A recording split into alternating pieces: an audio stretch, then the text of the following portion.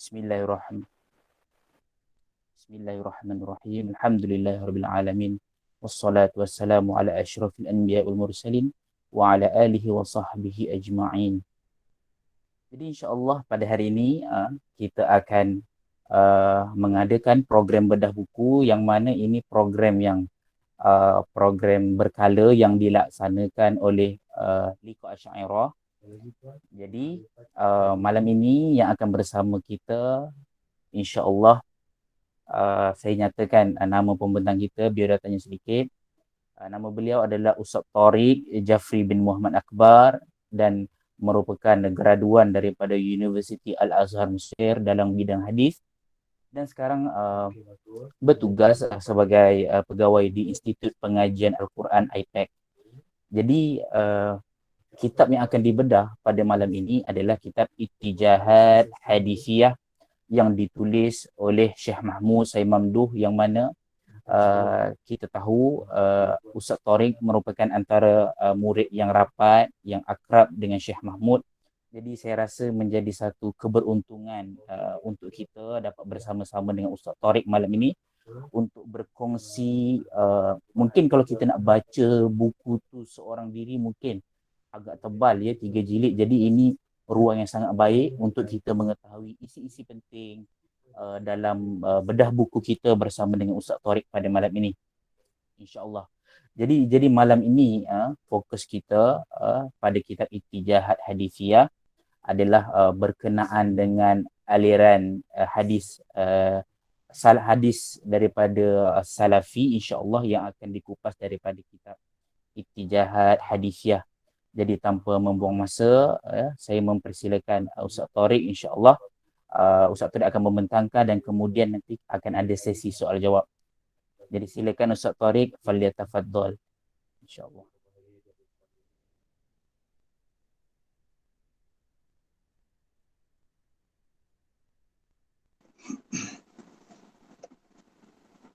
Bismillahirrahmanirrahim. Assalamualaikum warahmatullahi wabarakatuh. Alhamdulillahi rabbil alamin. Wa bihi nasta'in ala umuri dunya waddin. Allahumma salli wa sallim wa barik ala sayyidina wa maulana Muhammad al-fatihu lima ughliq wal khatimu lima sabaq nasiril haqqa bil haqq wal hadi ila siratikal mustaqim وعلى آله وصحبه حق قدره ومقداره العظيم في كل لمحة ونفس عدد ما وسع علم الله رب اشرح لي صدري ويسر لي أمري واحلل عقدة من لساني ويفقه قولي سبحانك لا علم لنا إلا ما علمتنا إنك أنت العليم الحكيم ثم أما بعد. Terima kasih yang dikasihi pengerusi majlis, para asatidzah yang dikasihi, para pendengar yang dirahmati Allah Subhanahu wa taala. Alhamdulillah, kita merafakkan kesyukuran kita kepada Allah Subhanahu wa taala di atas satu peluang kesempatan yang begitu indah ini di dalam kita berkongsi maklumat dan berkongsi ilmu sesama kita. Pada malam ini saya diminta untuk membentangkan satu tajuk yang asal tajuk besarnya adalah diskusi kitab Ittijahat Al-Hadithiyah fil Qarn Rabi' Ashar. Itu secara umumnya, dan secara khususnya berkenaan dengan perkembangan ilmu hadis pada zaman kontemporari ini daripada aliran ulama Salafi. Sahabat-sahabat yang dikasihi Allah Subhanahu wa taala, sebenarnya masa yang ada sebenarnya sangat singkat. Saya pun terkejar-kejar dan tak tahu nak pilih apa untuk dibentang. Jadi sedikit sebanyak yang saya rasa penting-penting secara basic, secara general kita bentang. Dan sahabat-sahabat sekiranya ada apa-apa soalan, nanti kita boleh bersembang pada soalan nantilah, ya. Dan saya sebelum mula saya mengucapkan terima kasih kepada para ustaz-ustaz yang saya rasa ramai ustaz-ustaz yang bersama dengan saya pada malam ni. Al-Fadhil, Ustaz Mushtaq Asy'ari, Ustaz Amirul Firdaus dan sahabat-sahabat yang lain. Terima kasih kerana bersama, dan saya anggap ini adalah satu diskusi. Ya, satu diskusi yang kita bebas untuk bersoal jawab, bertukar pandangan dan lain-lain. Ya, saya tidak mendakwa apa yang saya sampaikan sebentang ini mestilah betul 100%, tapi ianya terdedah kepada al-akhdhu wal qabul wal rad kadzalik. Baik sahabat-sahabat yang dikasihi Allah Subhanahu Wa Taala,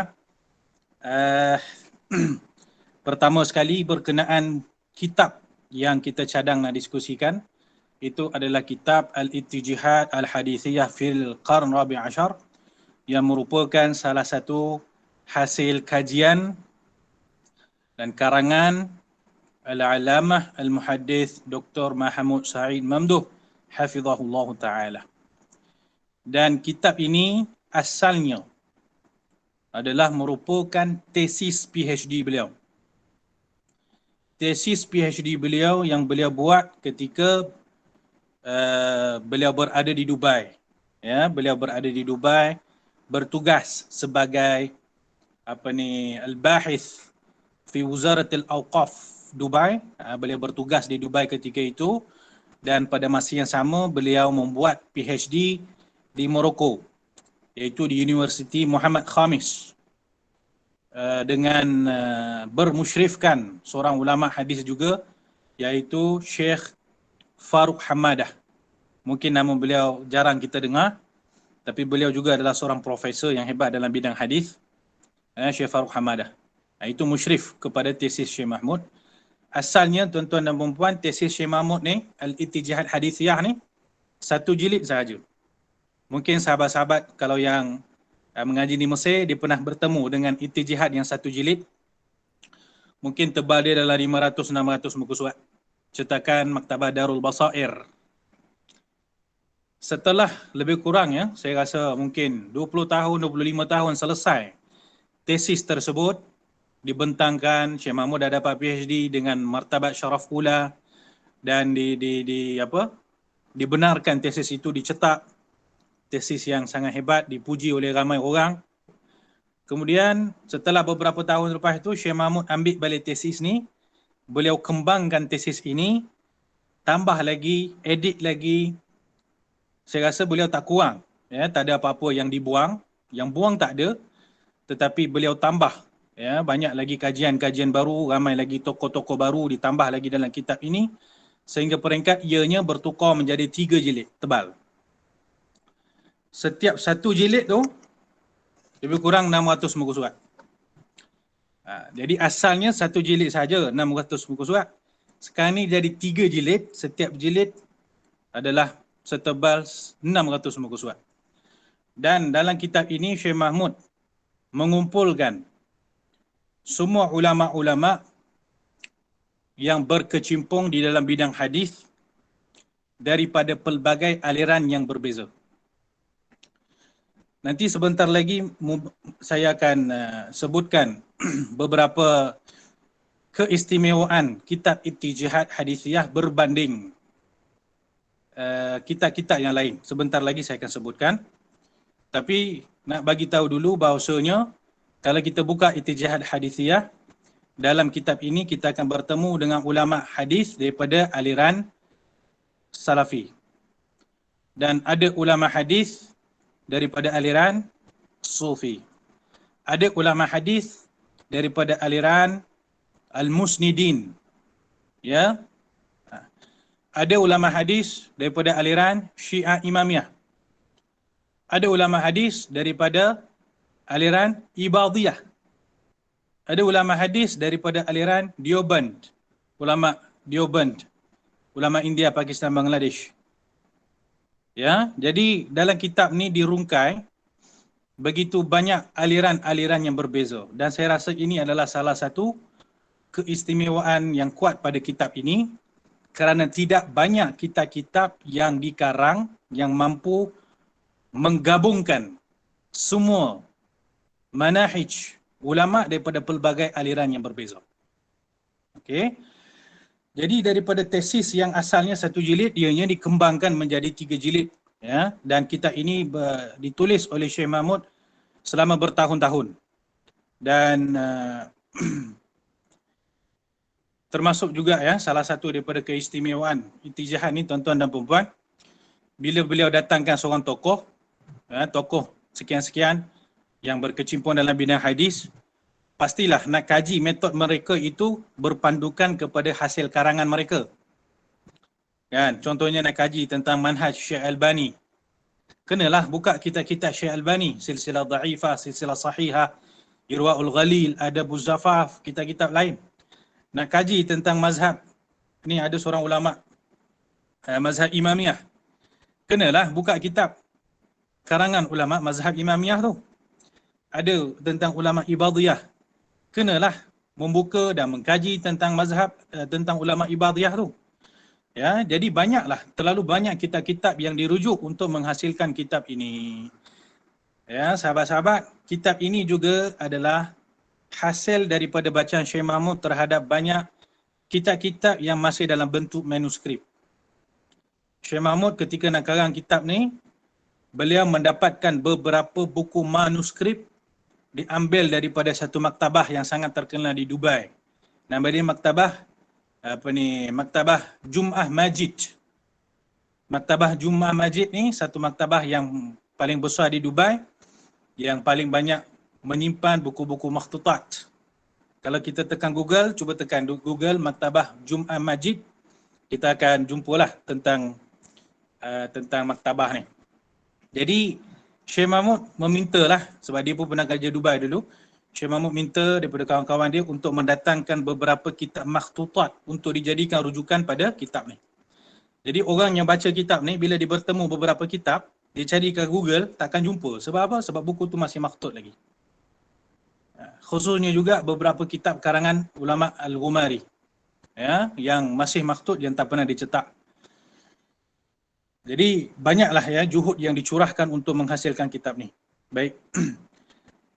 Saya nak sebutkan di sini juga, kitab Intijahat Hadithiyah ini pada pandangan saya yang tidak seberapa ini, layak dinobatkan sebagai kitab Manahijul Muhaddithin yang paling hebat pada kurun ini. Kita kalau belajar di universiti Al-Azhar, Kuliah Usuluddin ke, di Universiti UAE ke, kita akan belajar satu subjek nama dia Manahijul Muhaddithin, metodologi ulama hadis. Dan kebiasaannya Manahijul Muhaddithin yang dipelajari di universiti itu adalah Manahijul Muhaddithin pada kurun kedua dan juga kurun ketiga. Contohnya manhaj Imam Bukhari dalam Sahih, manhaj Imam Muslim dalam Sahih, manhaj Imam Abu Dawud, Imam Tirmizi, manhaj Imam Ibn Abi Shaybah dalam Musannaf. Kan? Biasanya dipelajari subjek Manahijul Muhaddithin itu merujuk kepada ulama kurun dan juga kurun kedua dan juga ketiga. Kitab ini tuan-tuan dan puan-puan juga adalah satu kitab dalam topik itu, Manahijul Muhaddithin. Tapi Manahijul Muhaddithin Al-Mu'asirin. Ya, ulama kurun ke-14. Dan tidaklah untuk bersifat mujamalah, tapi saya merasakan tidak ada kitab Manahijul Muhaddithin yang dikarang pada zaman sekarang ni yang begitu detail kajiannya lebih daripada kitab ni. Ya, sahabat-sahabat, untuk tidak bersetuju tidak ada masalah, tinggal lagi sebelum tidak bersetuju tu baca dulu. Ya, kita baca dulu, kita teliti macam mana kajian yang telah ditulis pada kitab ni, nanti kita akan tahu. Okey. Di antara beberapa kelebihan kitab ni tuan-tuan dan puan-puan, pertama sekali, dalam kitab ini tidak ada sistem mujamalah. Sistem mujamalah tak ada. Maksudnya segala kelemahan-kelemahan yang ada pada seseorang ulama itu ditonjolkan dengan cara yang penuh beradab. Kalau salah, salah. Ya, dia dipanggil manhaj naqad. Dalam ilmu hadis dipanggil manhaj naqad. Jadi apa-apa yang salah, kita kata salah lah. Tapi tidaklah salah itu dengan merti kata menghentam peribadi atau apa semua, tak ada. Ya, dengan penuh beradab. Tapi kitab ini adalah kitab yang bersifat mengkritik. Ada kalanya kita kalau tidak pandai tidak pandai bertaamul dengan naqad ini, kita akan merasakan pelik, sebab dalam kitab ni Syekh Mahmud mengkritik ramai orang. termasuk beliau mengkritik guru-gurunya sendiri juga.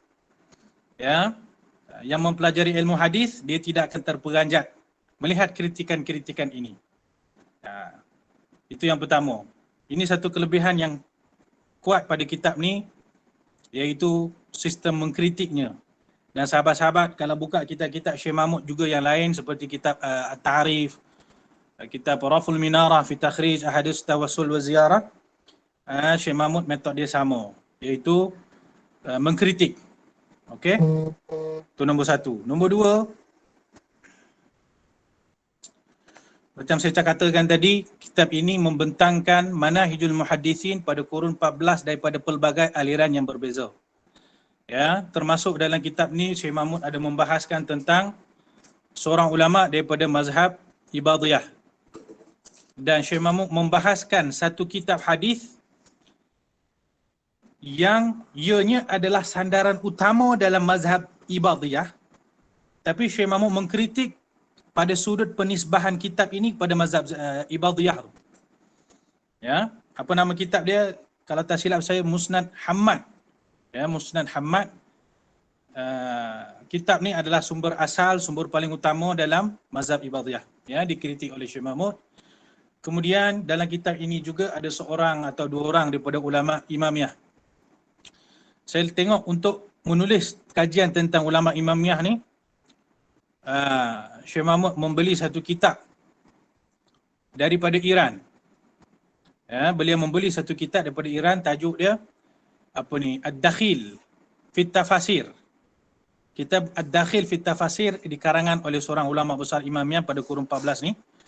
Dan kitab itu dibeli dengan masa tu 4,000 Egyptian pound, ya. Kitab tu 4 jilid je. 4 kali menjilid kitab tu. Tapi kitab tu tak dijual di Mesir atau mana-mana negara yang berdekatan. Sebab ianya kitab karangan Imamiyah. Di Mesir tak jumpa. Jadi nak buat macam mana? Kenalah beli daripada Iran, daripada Qum. Kitab itu dibeli dengan 4,000 geni, bersamaan dengan RM1,000 Malaysia, duit kita. Ya, kitab 4 jilid berharga RM1,000, ya, beli dan sampai ke tangan Syekh Mahmud. Itu harganya lah, RM1,000 kena bayar untuk kitab 4 jilid je pun. Jadi kitab ini juga dikaji dan diletakkan kajiannya dalam kitab ini sebagai wakil daripada mazhab Imamiyah. Dan kitab ni sebenarnya tuan-tuan dan puan-puan di peringkat belum siap sepenuhnya lagi. Ya, walaupun kitab ni dah 3 jilid, tebal dan sebagainya, tetapi Syekh Mahmud masih bercadang membuat zail ke atas Ittijihad Hadithiyah ini. Kerana apa? Kerana syarat bagi kitab Ittijihad ini, Syekh Mahmud hanya meletakkan ulama-ulama hadis yang telah meninggal dunia ketika kitab ini dikarang. Jadi siapa yang dah tak ada, ulama hadis yang dah meninggal, baru nama mereka masuk dalam kitab ni dan dijadikan sebagai kajian, bahan kajian apa semualah. Itu adalah syaratul kitab. Ya. Masa tu, masa kitab ni baru keluar, ada yang bising, kenapa tak masuk Syekh ni? Kenapa tak masuk Syekh ni? Padahal Syekh itu masih hidup. Ya, padahal dalam muqaddimah kita dah, Syekh Mahmud dah sebut, saya hanya masukkan ulama yang telah meninggal dunia sahaja yang saya letak dalam kitab. Jadi masa kitab ni dikarang, ada ulama yang masih hidup ketika kitab ini dikarang, tapi sekarang dah tak ada. Telah meninggal. Jadi mereka yang dah meninggal ni memerlukan kepada satu kajian yang khusus. Maka insya-Allah Ta'ala akan terhasilnya zail ke atas kitab ini. Dan yang akan masuk dalam kitab zail ini mungkin kemungkinan ada 5 orang. Ya, mengikut apa yang kami dengar daripada Syekh Mahmud, dia kata dalam kitab zail ni ada 5 orang. Yang pertama adalah Maulana Yunus Al-Junfuri. Sahabat-sahabat mungkin pernah mendengar nama beliau. Maulana Yunus Al-Junfuri, seorang ulama yang sangat hebat daripada India, anak murid Maulana Zakaria Kandalawi, yang baru sahaja meninggal dunia 2 tahun ataupun 3 tahun lepas. Maulana Yunus Al-Junfuri ini, tuan-tuan dan puan-puan, seorang ulama hadis yang sangat hebat. Beliau tidak berkahwin. Ya, beliau ulama ul-uzab, ya, termasuk dalam ulama ul-uzab, tidak pernah berkahwin. Dan beliau ini kuat membaca kitab. Ya, dikatakan Maulana Yunus Junfuri ini telah membaca Musnad Imam Ahmad 3 kali khatam. Musnad Imam Ahmad mungkin sahabat-sahabat tahu berapa jilid kan? Berapa puluh ribu hadis dalam Musnad Ahmad tu. Kitab Musnad Ahmad ni dibaca oleh Maulana Yunus Jumfuri ni 3 kali khatam. Ya, hebat. Jadi beliau ni insya-Allah akan dikaji dan dimasukkan dalam Zail ini tuan-tuan. Begitu juga dengan Syed Abdullah Talidi, Syekh Shuaib Arnaud dan juga Dr. Nuruddin Aitar. Ini antara ulama-ulama yang baru lagi meninggal dalam tempoh 2-3 tahun yang lepas. Ya, dalam tempoh 2-3 tahun yang lepas, Syed Abdullah Talidi, Maulana Yunus Jumfuri, Syekh Shuaib Arnaud dengan Dr. Nuruddin Aitar, maka mereka ini insya-Allah taala akan dibentangkan tentang kehebatan mereka dalam bidang hadis pada Zail tu. Baik, saya cerita ni sebagai satu mukadimah sahaja nak mengenalkan kitab Ittijahad Hadithiyah. Kitab Ittijahad Hadithiyah ini disusun oleh pengarangnya mengikut 6 tajuk. Ya, 6 tajuk. Tajuk pertama contohnya adalah ulama-ulama mereka berkecimpung dalam bidang hadis daripada sudut matan sahaja. Mereka ulama hadis tapi mereka berkecimpung daripada sudut matan dengan erti kata mereka mensyarahkan matan, mungkin mereka takhrijkan sikit-sikit, mereka membuat kitab syuruh pada matan-matan, mungkin mereka mensyarahkan Kutubus Sittah, mungkin mereka mensyarahkan kitab Syifa Qadhi Iyad, mungkin mensyarahkan apa-apa kitab lah. Tinggal lagi tumpuan mereka, juhud mereka itu tertumpah hanya seputar matan sahaja. Dalam topik ini ramai ulama Dioband, ulama Ahnaf daripada Dioband, sebab ramai ulama Ahnaf itu berkecimpung daripada sudut matan, mengarang syuruh-syuruh yang hebat-hebat yang kita sedia tahulah. Syarah kepada Sunan Abu Daud, syarah kepada Sahih Muslim, syarah kepada apa semua. Ya, okey. Tajuk kedua dalam kitab ini adalah ulama yang berkecimpung dalam bidang isnad, tapi isnadul mutaakhirin sahaja. Isnadul mutaakhirin sahaja. Sahabat-sahabat, kita mungkin dah sedia faham bahawasanya dalam ilmu hadis yang menjadi tumpuan kajian di dalam ilmu sina'ah hadithiyah itu adalah isnadul mutaqaddimin. Mutaqaddimin maksudnya sanad daripada pengarang kitab hadis tu sampai ke Nabi SAW. Contohnya sanad Imam Abu Daud.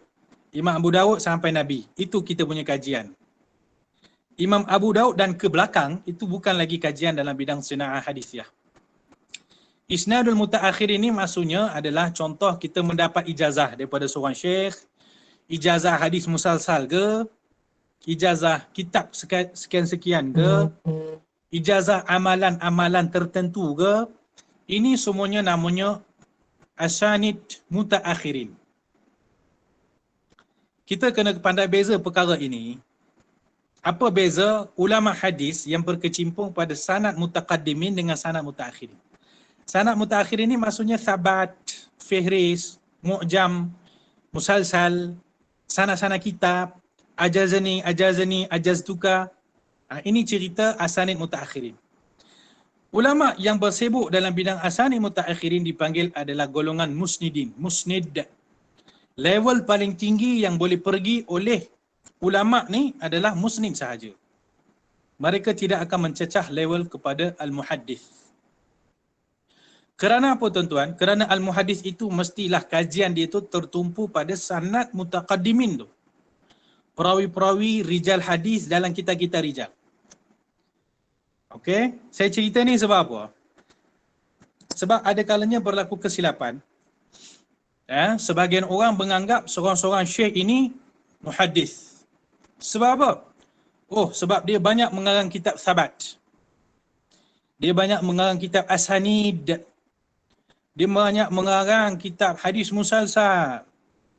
Ya. Lalu dia pun diberikan title muhaddis. Itu satu kesilapan besar. Yang berkecimpung dalam bidang ini mereka dipanggil musnid. Ya, paling tinggi itu level dia.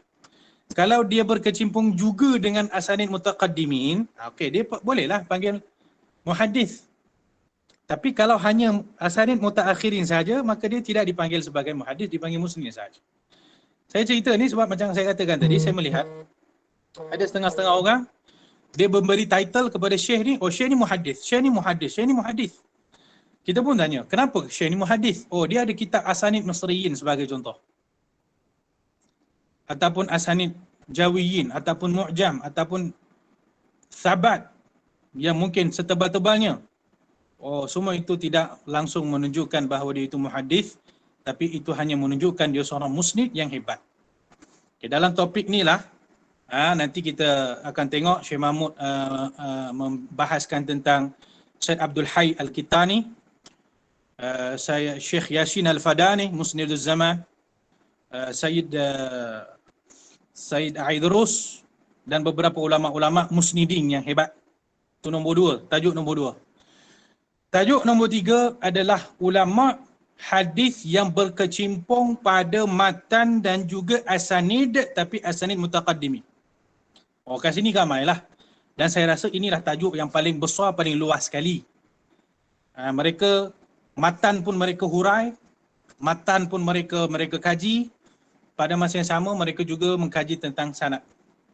Mereka ni, contohnya adalah seperti Syekh Nasruddin Albani, Syekh Ahmad Syakir, Syed Ahmad Al-Ghumari, Syed Abdul Aziz Al-Ghumari, Maulana Zakaria Kandalawi dan lain-lain ulama. Ini nak ceritakan tentang macam mana kitab Ittijihad Hadithiyah ini disusun daripada sudut tajuk-tajuknya. Baik.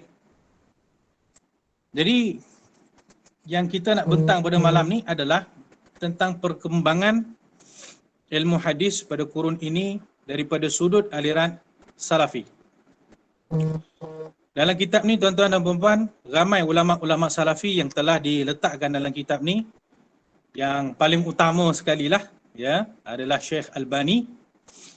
Kemudian ada namanya Syekh Abdul Rahman Al-Muallimi. Kemudian ada Syekh Ahmad Syakir. Syekh Ahmad Syakir.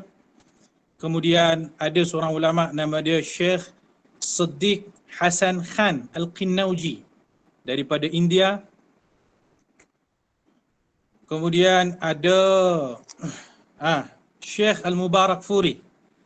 Ya, Syekh Al-Mubarak Furi, Muhammad bin Abdul Rahman Al-Mubarak Furi, pengarang kitab Tuhfatul Ahwadhi fi Syarh Sunan At-Tirmidzi.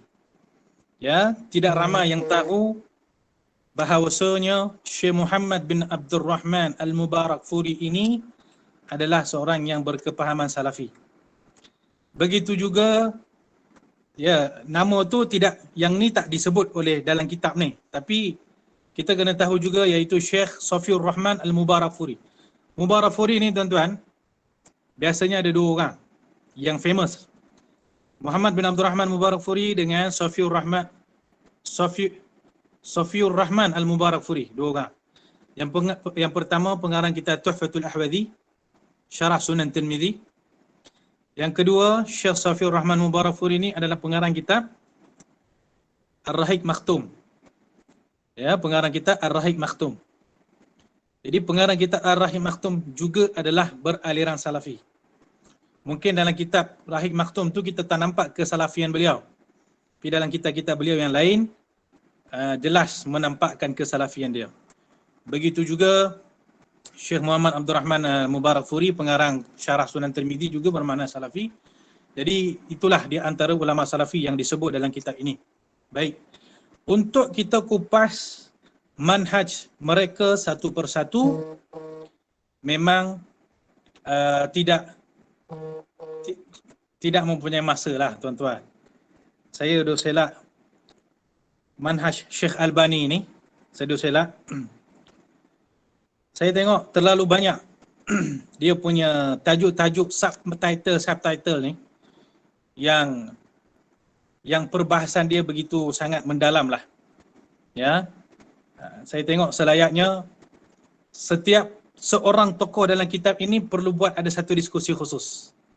Maksudnya kalau dalam tokoh ni ada 40 orang dalam kitab ni, maka 40 diskusi kita kena buat. Setiap perawi, setiap tokoh ini ada manhaj mereka tersendiri, ada kelebihan mereka tersendiri, ada kekurangan mereka tersendiri, ada mahalul nizaat dan mahalul intiqadat mereka masing-masing. Okey. Jadi Syekh Albani sebagai contoh, saya tengok kajian di sini dekat nak 100 muka surat. Ya, pelbagai sudut-sudut yang dikaji di sini. Jadi saya tengok, yalah, mungkin kekangan masa kita ringkaskan sebaik mungkin. Sebelum saya nak sentuh tentang satu contoh daripada aliran Salafi iaitu Syekh Albani, ya, saya ingin berkongsikan tentang sedikit tentang manhaj Salafi dalam ilmu hadis secara umum. Secara umum tuan-tuan dan puan-puan, setiap ulama hadis ni mereka ada metodologi dia yang tidak sama, mesti berbeza. Ya, dalam ilmu hadis kita tidak dapat, bahkan dalam kebanyakan ilmu pun, kita tidak dapat untuk main sapu rata. Generalize itu adalah susah. Kita tak boleh kata semua ulama Salafi sepakat dengan manhaj sekian. Itu satu yang agak sukar. Begitu juga kalau kita kaji, ya, kalau kita kaji contoh aliran ulama sufi dalam bidang hadis, kita susah untuk kita generalizekan semua ulama sufi ni sepakat dalam kaedah sekian. Susah kita nak buat macam tu. Contoh, ada sebahagian ulama sufi, contoh ya, isu yang timbul tapi tak pernah habis. Isu mensahihkan hadis dengan cara mimpi contohnya, ataupun kasyf, ataupun dengan cara ilham. Boleh tak? Satu-satu hadis itu kita anggap dia sahih dengan cara kasyaf, ataupun dengan cara mimpi jumpa Nabi contohnya. Ini satu topik yang tak selesai-selesai lagi daripada dulu sampai sekarang. Boleh tak kita claim macam ni? Kita kata manhaj ulama sufi dalam bidang hadis adalah mentashihkan hadis dengan cara ilham dan juga mimpi. Boleh tak kita claim macam tu? Jawapannya of course tak boleh tuan-tuan dan puan-puan. Siapa claim macam tu, dia membuat satu kesilapan besar. Sebab apa?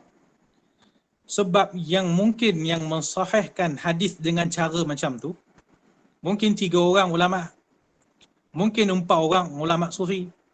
Let's say mungkin 10 orang ulama sufi. Tapi majoriti ulama sufi setuju tak dengan cara macam tu, dengan kaedah macam tu? Itu menjadi persoalan kita. Jangan kerana 4 orang, 5 orang pakai kaedah tu, kita nak claim semua golongan sufi ni menggunakan mimpi sebagai cara untuk tafsir hadis. Itu generalize yang tidak patut. Ta'mim yang tidak ilmiah lah kita kata. Cara nak ta'mim macam tu. Sama juga dengan manhaj Salafi pun. Kita nak kata semua ulama Salafi ni sepakat dengan metod sekian, maka ta'mim itu agar sukar untuk dibuat. Kita nak generalize macam tu agak sukar. Boleh lah kalau nak kita kata aghlabiyah tu mungkin boleh. Ya, aghlabiyah ulama Salafi bermanhajkan sekian ni, aghlabiyah boleh. Tapi nak kata semua tu susah. Ya, sebab mereka tidak sepakat dengan satu-satu manhaj. Sesama mereka pun macam-macam khilaf. Saya di sini tuan-tuan dan puan sebutkan 3 manhaj secara aghlabiyah yang dipraktikan oleh kebanyakan ulama salafiyah. Ini tidak terhad kepada yang contemporary saja, bahkan ulama salafi daripada dulu sampai sekarang, mereka berputar, kebanyakan daripada mereka berputar di atas 3 konsep ini, 3 manhaj ni. Sebenarnya lebih lagi kalau kita nak kaji secara mendalam, tapi secara basically ada 3 lah. Baik, yang pertama tuan-tuan dan puan-puan, manhaj ulama salafi dalam ilmu hadis. Yang pertama adalah cara mereka berinteraksi dengan hadis-hadis mutasyabihat. Cara mereka berinteraksi dengan hadis-hadis mutasyabihat. Saya rasa kebanyakan sahabat-sahabat di sini, para ustaz-ustaz mungkin dah tahu dah hadis mutasyabihat itu apa. Dan kita pun dah sedia maklum bagaimana metod ulama Ahlussunnah wal Jamaah bila mereka berhadapan dengan nusus al-mutasyabihat, sama ada ayat Al-Quran yang mutasyabihat ataupun hadis-hadis yang mutasyabihat. Ahlussunnah kata sama ada kita tafwidkan maknanya mengikut cara salaf ataupun kita takwilkan maknanya mengikut cara khalaf. Ini adalah manhaj Ahlussunnah Asy'ariyah dan juga Maturidiyah di dalam interaksi dengan nusus al-mutasyabihat. Ya, Ustaz mungkin lebih faham lagi daripada saya. Ya, sebab ini dah masuk kepada perbincangan ilmu tauhid. Ulama salafi mereka ada manhaj mereka tersendiri bila berhadapan dengan hadis-hadis mutasyabihat, iaitu cara mereka macam biasa yang kita tahu, mereka isbat. Ya, mereka isbatkan sifat yang ada pada hadis-hadis mutasyabihat tersebut, dan mereka melarang sekeras-kerasnya manhaj ta'wil yang digunakan oleh Sadah Asy'ariyah. Ini tuan-tuan dan puan, banyak kita boleh tengok kajian-kajian yang ada. Ada seorang doktor daripada Lubnan. Beliau pernah mengarang satu tesis PhD. Tajuk dia Manhaj Syurah Sahih Muslim terhadap hadis-hadis mutasyabihat, satu perbandingan dengan ulama salafiyah kontemporari. Ni. Tesis ini sangat bagus untuk kita belajar macam mana ulama-ulama syurah Sahih Muslim, ulama-ulama hadis syurah Sahih Muslim yang mensyarahkan Sahih Muslim, bagaimana mereka berinteraksi dengan hadis-hadis mutasyabihat. Contohnya hadis jariyah. Hadis jariyah yang dalam tu ada lafaz ainallah, dan hadis-hadis lain yang mutasyabihat yang penuh dengan kontroversi kan. Bila kita tengok contohnya, siapa dia pensyarah Sahih Muslim? Ulama pertama yang mensyarahkan Sahih Muslim adalah Imam Al-Mazari, ulama daripada Tunisia. Kemudian Imam Al-Qurtubi mensyarahkan Sahih Muslim. Kemudian Imam Qadhi Iyad Al-Maliki mensyarahkan Sahih Muslim. Kemudian Imam Nawawi mensyarahkan Sahih Muslim. Kemudian Imam Al-Ubbi mensyarahkan Sahih Muslim. Lebih kurang 6 orang yang mensyarahkan Sahih Muslim. Keenam-enam ni tuan-tuan dan puan adalah ulama Asy'ariyah. Imam Mazari, Imam Qadhi Iyad, Imam Qurtubi, Imam Nawawi, Imam Al-Ubbi, semua imam adalah Sadah Asy'ariyah. Jadi mereka bila bertemu dengan hadis-hadis mutasyabihat, ala tul terus mereka takwil makna. Jadi pandangan mereka ni diambil lalu dibandingkan dengan pandangan ulama salafi kontemporari seperti siapa? Seperti Syekh bin Baz, Syekh Saleh Utsaimin, Syekh Saleh Fauzan, Syekh Albani dan lain-lain. Ini tesis PhD yang pernah ditulis lah. Dan tesis ini sangat menarik bagi pandangan saya. Kalau boleh baca tu, dia menambah besar lagi ufuk kita, kepahaman kita. Perbandingan ulama-ulama muhaddisin zaman dulu macam mana berinteraksi dengan hadis-hadis mutasyabihat, dengan macam mana manhaj ulama salafi yang berinteraksi dengan hadis-hadis mutasyabihat. Dan untuk memahami hadis-hadis cara ulama berinteraksi dengan hadis-hadis mutasyabihat ni, saya sarankan kepada ustaz-ustaz yang dikasihi semua untuk membaca satu kitab yang bertajuk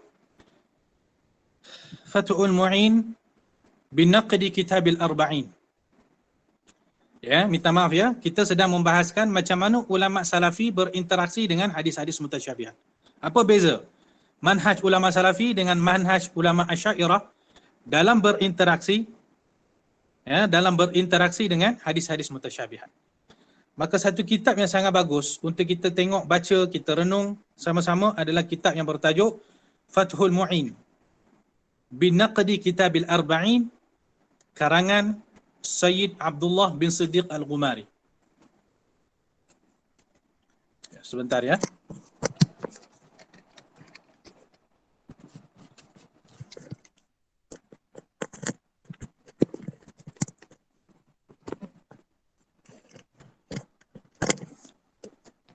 Okey, dalam kitab ni Sayyid Abdullah mendatangkan lebih kurang 30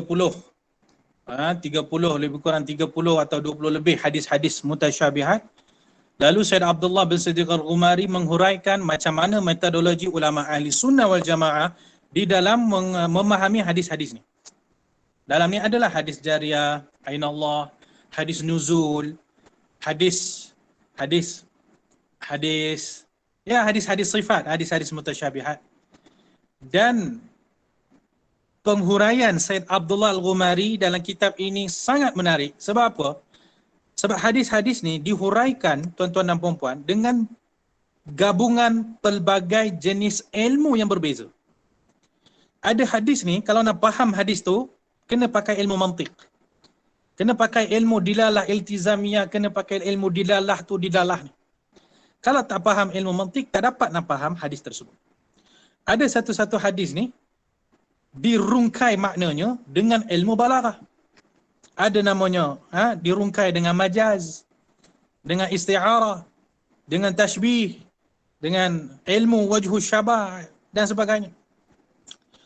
Ada pula hadis-hadis itu mesti dipahami dengan ilmu usulul fiqh. Kena faham ilmu usul fiqh baru boleh faham hadis tersebut. Ala kulli hal, kitab ini satu kitab yang sangat patut dibaca kerana dia mengajar kita ulama ahli sunnah nak faham hadis mutasyabihat ni macam mana. Okey? Bayangkan kitab ini tuan-tuan dan puan-puan dikritik oleh ulama salafi dan mereka tetap nak berpegang dengan makna hadis-hadis mutasyabihat itu secara literalnya, secara lafzinya. Mempertahankan kaedah mereka untuk isbat sifat melalui hadis-hadis tersebut. Padahal Said Abdullah Ghumari telah menerangkan dengan tuntas bagaimana ulama ahli sunnah wal jamaah memahami hadis-hadis mutasyabihat ini dengan pelbagai ilmu-ilmu yang berbeza seperti yang disebutkan tadi. Jadi ulama salafi, ya, kita boleh tengok majoriti daripada mereka berinteraksi dengan hadis-hadis mutasyabihat itu dengan cara tolak takwil dan isbat sifat. Ya, huraian dia lebih panjang tuan-tuan dan puan-puan. Kita pun sedia faham bahawasanya ulama mazhab salafi mereka tidak menerima takwil. Bahkan lebih daripada itu, ramai daripada ulama salafi ini hatta menolak majaz. Ya, ramai ulama salafi menolak majaz. Mereka beranggapan dalam Quran pun tidak ada majaz. Semua ayat Quran itu adalah hakiki belaka. Di antara ulama salafi yang berpandangan begini adalah Syekh bin Baz. Syekh bin Baz dalam kitab fatwa beliau pernah menyatakan dalam Quran tak ada majaz langsung. Semuanya adalah hakiki belaka. Dan begitu juga dengan ulama salafi kontemporer juga, Syekh Muhammad Amin Al-Shanqiti. Seorang ulama Syekh Muhammad Amin Shanqiti, beliau juga berpandangan bahawasanya dalam Al-Quran tidak ada majaz. Kenapa mereka menolak majaz? Kenapa ulama salafi menolak majaz daripada Quran, daripada hadis? Kerana semata-mata mereka nak tolak takwil punya pasal. Kerana kalau kita terima majaz, maka kita kata boleh takwil. Kalau ulama salafi kata aku tak nak terima takwil, dia kena tutup pintu majaz dulu. Jadi ditutup pintu majaz. Jadi perbahasannya agak ketara tuan-tuan dan puan-puan. Tapi kita boleh simpulkan sebahagian besar ulama mazhab salafi, manhaj mereka adalah menolak takwil dan isbat sifat pada hadis-hadis mutasyabihat. Ini satu problem yang besar.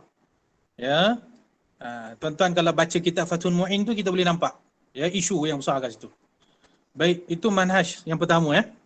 Manhaj ulama salafi pertama berinteraksi dengan hadis ya. Pertama adalah menolak takwil dan isbat sifat pada hadis-hadis mutasyabihat.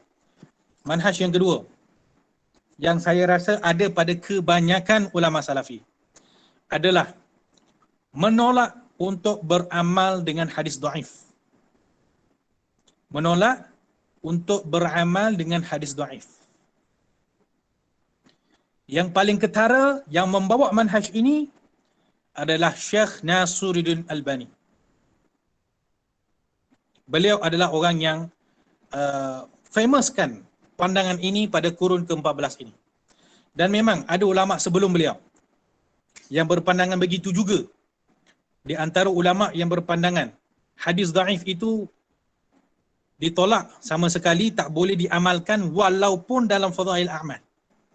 Di antaranya adalah Syekh Imam Muhammad bin Ali Asy-Syaukani. Yang kita tahu manhaj beliau pun manhaj salafi juga. Kemudian Syekh Siddiq Hasan Khan Al-Kinnauji dan Syekh Jamaluddin Al-Qasimi. Dan mereka menisbahkan pandangan ini juga, iaitu menolak beramal hadis dhaif dalam fadail sekalipun.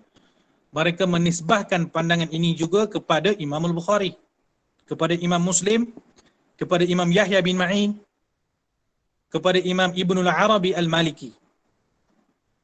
Mereka menisbahkan kononnya ini juga pandangan Imam Bukhari, Muslim dan sebagainya.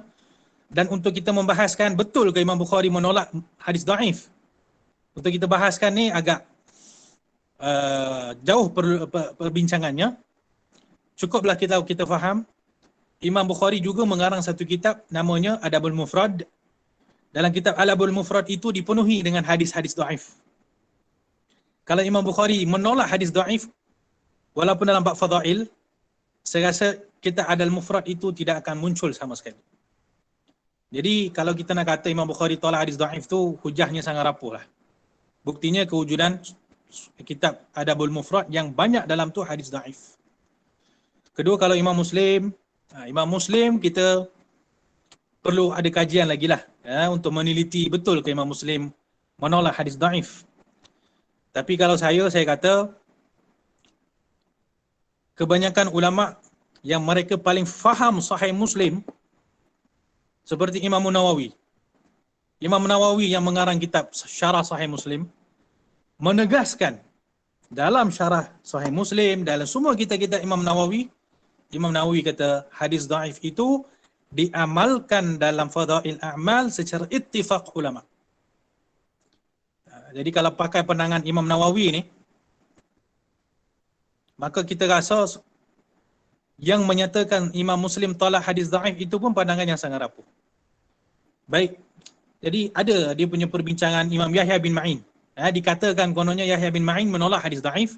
Itu tuan-tuan dan puan-puan boleh dirujuk kepada kitab At-Ta'rif. Kat situ dah selesai perbincangan kat situ.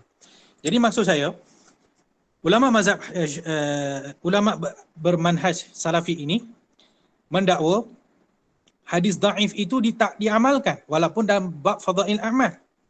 Dan kononnya mereka sandarkan pandangan ini kepada imam-imam, tapi pandangan nisbah itu tidak betul. Nisbah itu tak betul. Nisbah kepada Imam Bukhari, Muslim, Yahya bin Ma'in, semua itu tak betul belaka. Okey? Dan Syekh Nasiruddin Albani adalah salah seorang yang bertungkus lumus untuk merealisasikan pandangan mereka yang menolak hadis dhaif ini. Dia ada sebab musabab dia, tuan-tuan. Kenapa ulama salafi menolak hadis dhaif ini, ada sebab musabab dia. Sebab dia, mereka berpandangan, dia orang kata, bila menerima hadis dhaif ni, dia kata bila terima hadis dhaif ni adalah punca tersebarnya benda-benda bid'ah dan khurafat di dalam umat Islam. Ya, saya ada catat di sini. Saya ambil daripada satu buku ni. Dalam buku tu dia nakalkan, dia kata penerimaan hadis dhaif menjadi salah satu faktor penyebaran konsep bid'ah dan khurafat di kalangan ahli sufi. Ini kata-kata yang dinukilkan dalam satu buku ni. Jadi mereka memandang menerima hadis dhaif ni maksudnya akan tersebar bid'ah dengan khurafat. Kalau kita kajilah statement ni tuan-tuan dan puan-puan, kita kena huraikanlah. Kita huraikan, kita kata, adakah imam-imam terdahulu bila mereka menyatakan hadis dhaif ini boleh diamalkan bab fadail a'mal, adakah mereka nak menggalakkan bid'ah dan juga khurafat dalam masyarakat Islam? Adakah Imam Nawawi dalam muqaddimah kitab Arba'in Nawawi, dalam muqaddimah kitab Azkar, dalam Syarah Sahih Muslim, dalam kitab Riyadhus Salihin, ya, kebanyakan kitab Imam Nawawi mention pasal benda ni, bahawasanya qad ittafaqal ulama 'ala al-'amali bil hadis ad-dha'if fil fadha'il. Kitab muqaddimah Arba'in Nawawi sebut, dalam Azkar sebut, dalam Syarah Sahih Muslim sebut. Adakah Imam Nawawi nak galakkan penyebaran hadis, penyebaran bid'ah dan juga khurafat? Jadi untuk kita kaitkan hadis dhaif dengan bid'ah dan khurafat, maka dengan itu nak kata kita jangan pakai hadis dhaif, maka itu jauh sekali lah. Ya, statement ini perlu kepada kajian lanjut. Ala kulli hal, ulama mazhab salafi bila mereka menyatakan tak payah beramal dengan hadis dhaif, seolah-olah mereka melanggar ittifaq ulama'ul hadis qadiman wa hadithan. Saya suka nak sebut, cukuplah menjadi hujah hadis dhaif itu ada peranan dan kedudukannya dalam syariat Islam itu bila kita melihat Imam Abu Daud memasukkan hadis dhaif dalam Sunan Abu Daud. Bila kita melihat Imam Tirmizi memasukkan hadis dhaif dalam Sunan Tirmizi. Imam Nasa'i memasukkan hadis dhaif dalam Sunan Nasa'i. Imam Ibnu Majah masukkan hadis dhaif dalam Sunan Ibnu Majah. Adakah mereka memasukkan hadis dhaif dalam sunan-sunan mereka itu dengan keadaan mereka tak tahu itu hadis dhaif? Masuk akal tak? Imam Abu Daud tak tahu itu hadis dhaif.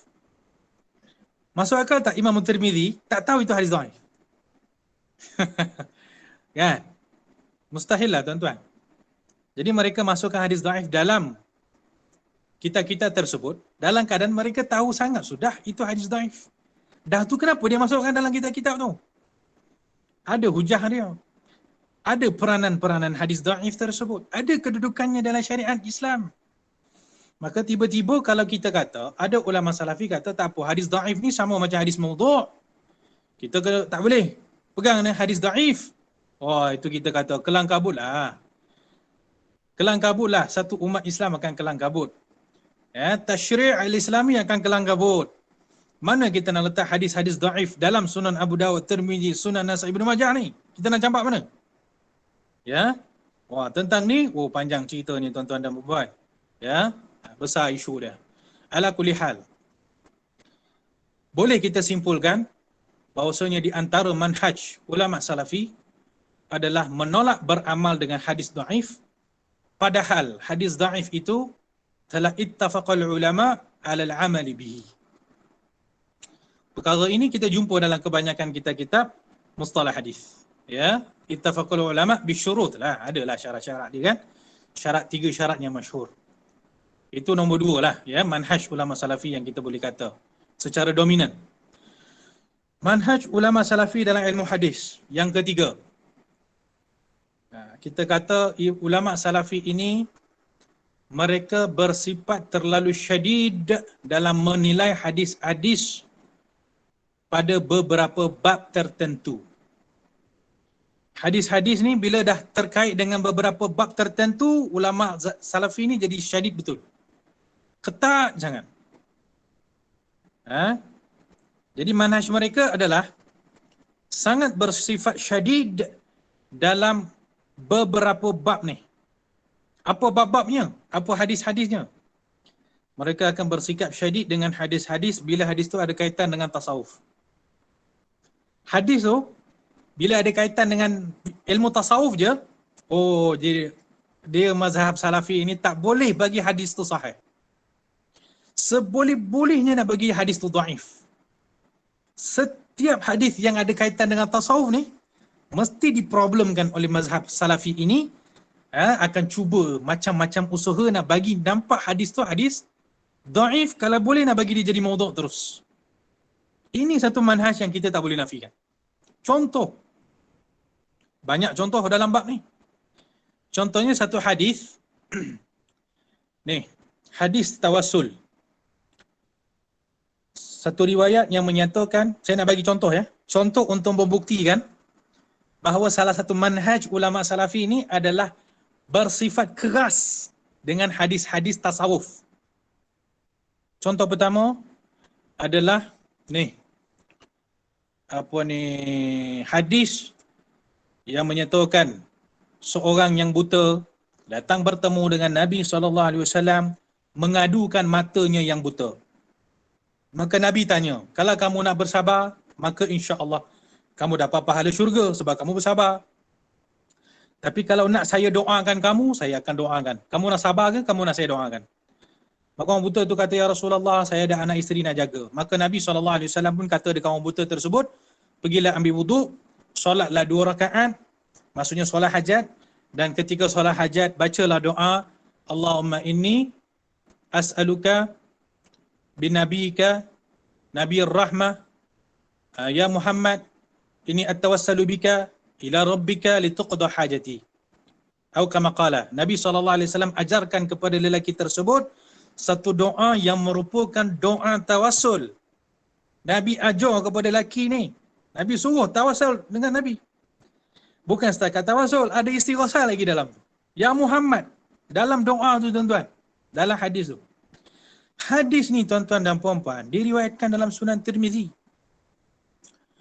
Ada dalam Mustadrak Imam Hakim, disahihkan oleh Imam Hakim. Disahihkan oleh Imam Ibn Hibban.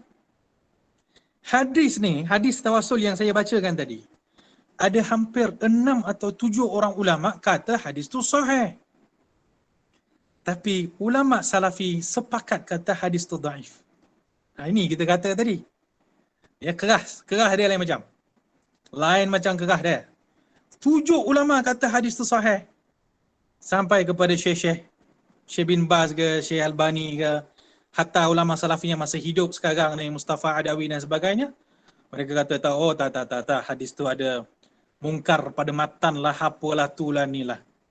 Ya, sahabat-sahabat kalau nak tengok hadis ni, boleh rujuk satu kitab yang bertajuk Al-Misbahu Zujajah fi Salatil Hajah, karangan Said Abdullah bin Siddiq Al-Ghumari. Beliau karang kitab tu semata-mata nak membuktikan bahawa doa solat hajat yang Nabi SAW ajar tu, doa tawassul istighathah tu, hadis tu sahih. Walaupun ulama salafi semua hentam hadis tu, kata tak sahih, Said Abdullah kata sahih sebab 7 orang ulama sahihkan hadis tersebut. 6 atau 7 orang lah. Itu satu contoh. Manhaj ulama salafi, dia akan syadid dengan hadis-hadis yang berkaitan dengan tasawuf. Contoh kedua ya. Hadis-hadis yang berkaitan dengan tasawuf yang ditolak ataupun didhaifkan oleh ulama salafi adalah satu hadis sabdaan Nabi SAW. Nabi SAW bersabda, ittaqu firasatal mu'min fa innahu yanzuru bi nurillah. Hadis ni tuan-tuan dan puan-puan didhaifkan oleh beberapa orang ulama salafi, di antaranya Syekh Abdul Rahman Al-Muallimi. Syekh Abdul Rahman Al-Muallimi ini salah seorang guru kepada Syekh Albani. Syekh Albani banyak terkesan dengan Syekh Al-Muallimi ini. Ya, Syekh Abdul Rahman Al-Muallimi ini juga seorang salafi. Jadi beliau mendhaifkan hadis ini, ittaqu firasatal mu'min ni. Tapi hadis itu setelah dikaji, ditakhrij, dinilai pada perawi-perawinya, maka didapati hadis itu adalah hadis sahih. Ya, ada ulama tulis kitab membuktikan hadis itu sahih. Siapa yang menulis kitab menyatakan hadis itu sahih, tuan-tuan? Yang membantah Syekh Muallimi ini, ya, mengkritik Syekh Muallimi yang mendhaifkan hadis ni, adalah Syekh Mahmud. Pertama dalam Itijad Hadithiyah, beliau ulas hadis tu secara ringkas.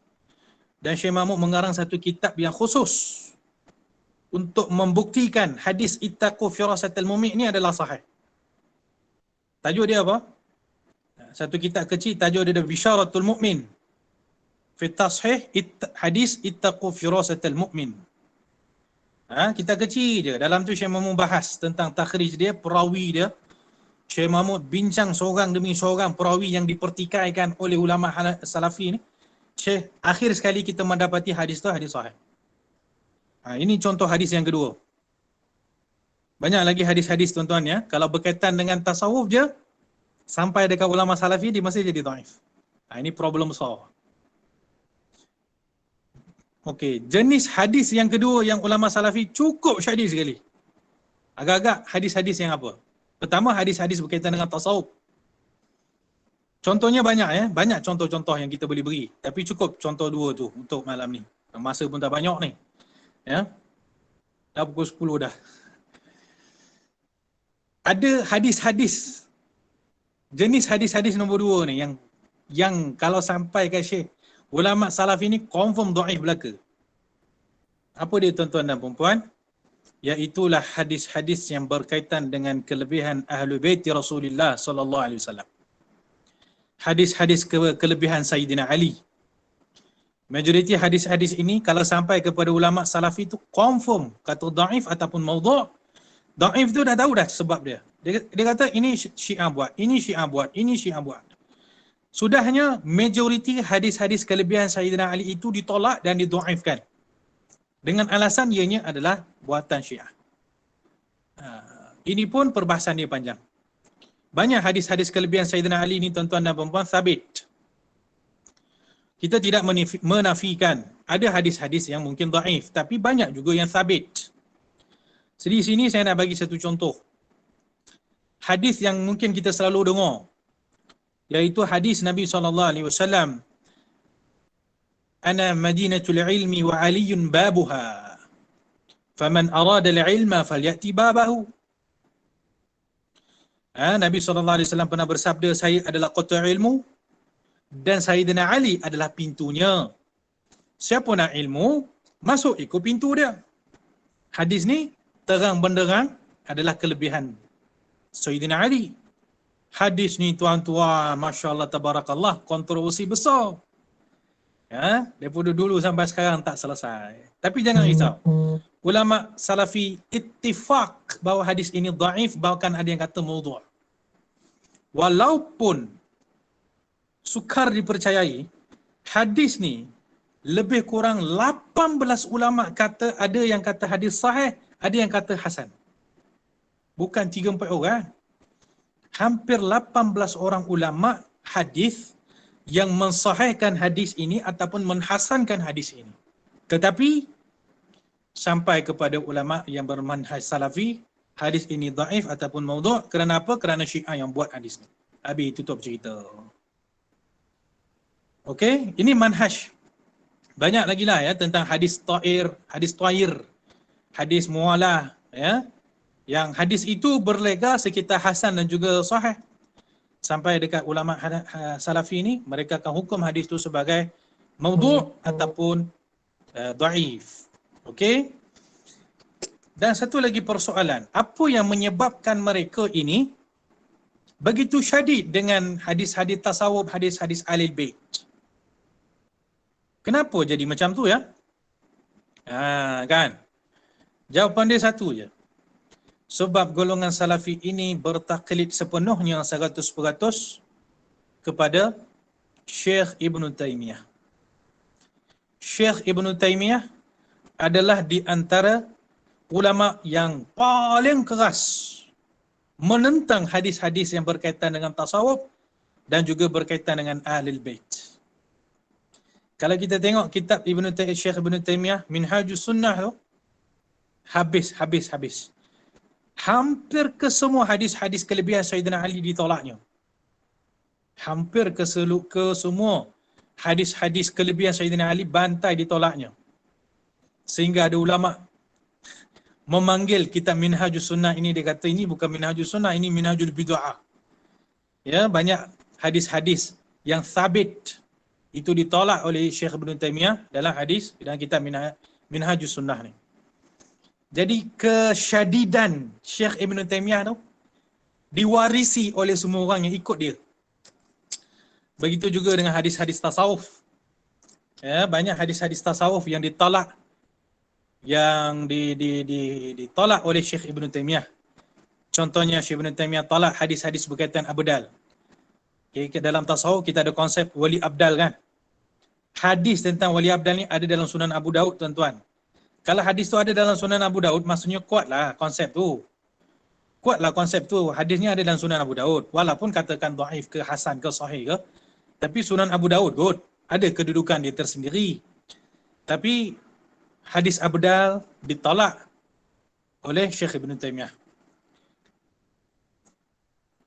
Begitu juga ya, dulu kita pernah dikejutkan dengan hadis tentang kelebihan zikir mufrad Allah tu. Satu hadis yang menyebut tentang kelebihan zikir Allah. Hadis ini diriwayatkan dalam Sahih Muslim, tapi kepahamannya dibelitkan, ya, diputarkan supaya itu tak menjadi dalil bagi orang yang berzikir Allah. Okey, antara ulama yang pertama sekali menimbulkan tentang masalah zikir isim mufrad ni, yang kata tak ada dalil zikir Allah ni, antara ulama pertamanya adalah Syekh Ibn Taymiyah. Beliau antara ulama yang menyatakan zikir Allah ini adalah zikir bid'ah kerana tidak ada dalil. Dan sampai sekarang ulama mazhab salafi, orang-orang yang mengikut Syekh Ibn Taymiyah ulang hujah yang sama. Benda tu warisan bermula daripada Syekh Ibn Taymiyah sampai pada hari ini. Jadi punca kenapa golongan salafi menjadi syadid dalam bab hadis-hadis tasawuf dan hadis-hadis Ahlul Bait kerana mereka taklid 100% dengan Syekh Ibn Taymiyah. Berkenaan dengan taklid salafi dengan Syekh Ibn Taymiyah, kita tak perlu bahas panjang. Ya, saya tertarik dengan apa yang dikatakan oleh Syekh Abdul Fattah Berghudah dalam kitab beliau yang bertajuk Kalimatun Haula Daf'i Al-Abatil wal Iftira'at. Syekh Albani karang satu kitab Rad Syekh Abdul Fattah Berghudah. Syekh Abdul Fattah Berghudah menjawab balik rad tersebut dengan kitab ni, Kalimatun Haula Daf'il Abatil wal Iftira'at. Dalam kitab tersebut Syekh Abdul Fattah Berghudah menyatakan, Syekh Abdul Fattah Berghudah kata, saya ada guru-guru saya, sebahagian daripada guru-guru saya mereka tidak suka sama sekali dengan Syekh Ibn Taymiyah, dan sebahagian lagi guru-guru saya mereka tidak boleh berlenggang sama sekali daripada Syekh Ibn Taymiyah. Maksudnya ada yang langsung tak nak pegang pun ada, yang langsung tak boleh tak pegang pun ada. Dalam kitab ni, cuba bayangkan tuan-tuan saya sarankan tuan-tuan baca kitab tu ya, insya-Allah. Boleh jumpa mungkin ada dalam ni. Google ada kot. Syekh Abdul Fattah Berghudah kata ada seorang ulama salafi yang mengikut banyak taklid dengan Syekh Ibn Taymiyah pernah menyatakan, sekiranya ada nabi yang dibangkitkan oleh Allah setelah Nabi Muhammad sallallahu alaihi wasallam. Memanglah kita tahu memanglah tak ada. Tapi kan ada ihtimal di situ. Jikalau ada nabi setelah Nabi sallallahu alaihi wasallam, maka yang layak menjadi nabi itu adalah Syekh Ibn Taymiyah. Faham maksud dia kan? Nak kata punya dia orang. Kan kita pun tak tahu cakap. Punya dia orang betul-betul kata orang tenggelam, mughram. Fana masya-Allah tabarakallah. Fana dengan Syekh Ibn Taymiyah sampai dia kata, kalaulah ada nabi lepas Nabi Muhammad sallallahu alaihi wasallam, maka Ibn Taymiyah layak jadi nabi. Kalau dah macam ni lah gayanya tuan-tuan. Maka bila Syekh Ibn Taymiyah tolak hadis-hadis tasawuf, bila Syekh Ibn Taymiyah tolak hadis-hadis Ahlul Bait, pastilah semua yang ikut dia akan tolak hadis ini sama sekali. Maka tuan-tuan dan puan-puan, ya, untuk mengelakkan kita ni sama-sama terjebak dengan fitnah-fitnah ilmu macam ni. Bermula dengan fitnah yang pertama, masalah macam mana kita nak berinteraksi dengan hadis-hadis mutasyabihat. Yang kedua, macam mana kita nak faham kedudukan hadis dhaif dan peranan hadis dhaif dalam syariat Islam. Dengan yang ketiga, tentang kedudukan hadis-hadis kelebihan Sayyidina Ali, kedudukan hadis-hadis tasawuf. Untuk menyelesaikan semua masalah ni tidak ada jalan yang lain kecuali banyak membaca kitab, merenung hadis-hadis tersebut, membaca buku-buku yang membincangkan hadis tersebut yang dikarang oleh Ahli Sunnah wal Jamaah. Ya, mengintai-ngintai lah kalau bahasa kita. Para asatidzah boleh mengintai-ngintai tentang qadaya-qadaya yang saya sebut dia ni. So inilah qadaya-qadaya yang dulunya panas sampai sekarang pun panas, mungkin sampai hari kiamat tak selesai. Ya. Jadi kan. Jadi kita ni kena bahasanya mulalah menceburi dalam bidang hadis ni untuk kita tengok apa perbahasan, apa isu dia, supaya kita ni sedikit sebanyak ada khalfiyat dalam ilmu hadis ini supaya kita ni tak senang kena tipu. Ya, kita ni jangan sampai senang kena tipu dengan orang lain. Orang tu kata hadis tu dhaif, kita pun hadis dhaif ya, okey kot. Orang tu kata hadis dhaif ni sama dengan hadis maudhu', kita pun percayalah, hadis dhaif tak boleh pakai rupanya Jadi banyaklah yang akan menyelamatkan kita ni daripada fitnah ni satu je tuan-tuan dan puan-puan, iaitu ilmu lah. Ya, ilmu. Baik. Itu 3 manhaj secara umum, manhaj aghlabiyah ulama bermanhaj salafi dalam ilmu hadis. Ya. Kan. Kita nampak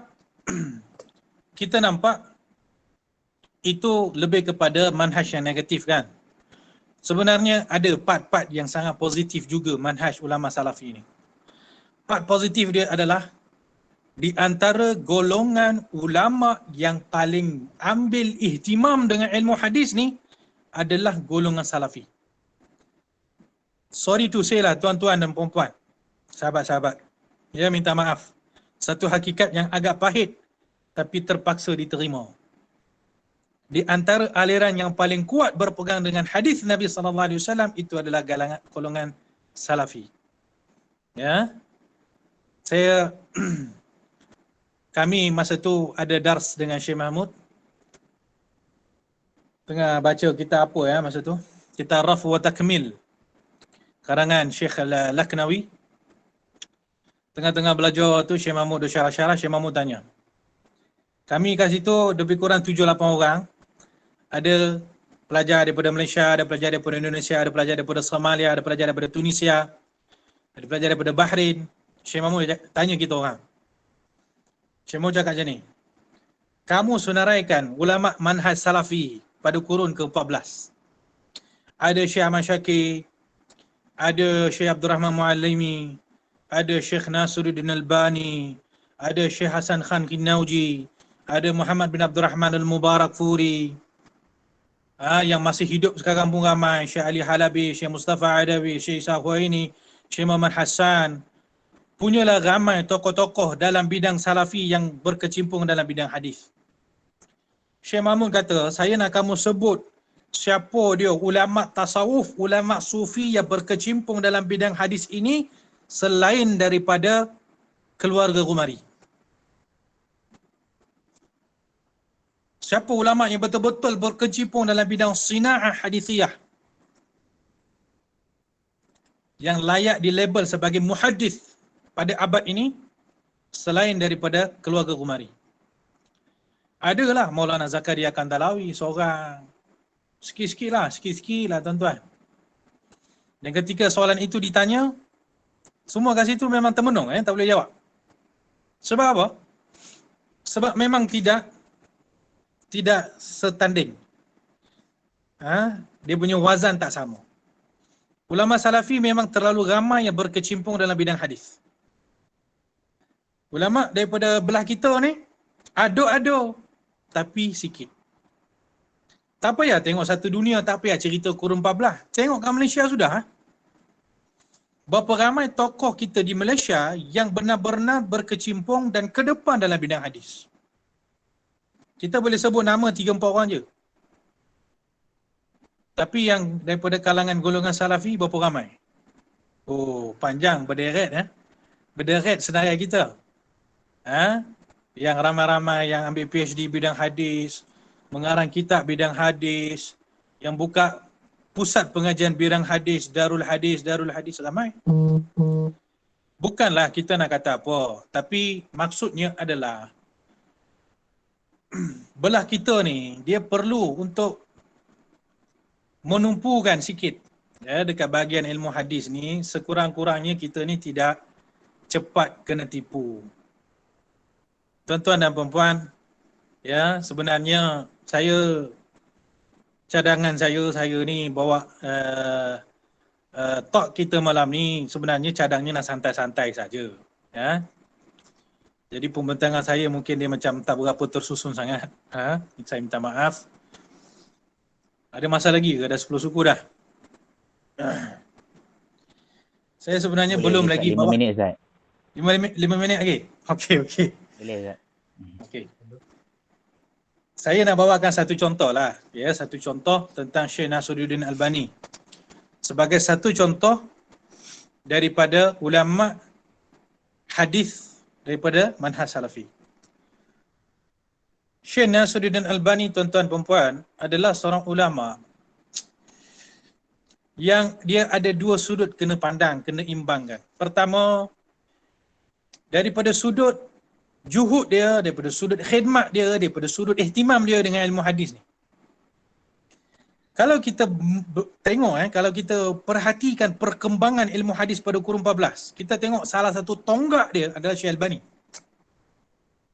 Satu tonggak kepada perkembangan ilmu hadis kurun ni adalah Syekh Albani. Buktinya apa? Tengok berapa banyak kitab dia dah karang. Tengok berapa banyak hadis dia dah kaji. Sahih, dhaif. Betul, dia tersilah, tersasar. Dia banyak benda kita nak petikaikan dia. Betul. Kita habis sabar dulu. tapi dia hidupkan ilmu hadis ni. Dia tarik perhatian orang untuk ambil ilmu hadis ni.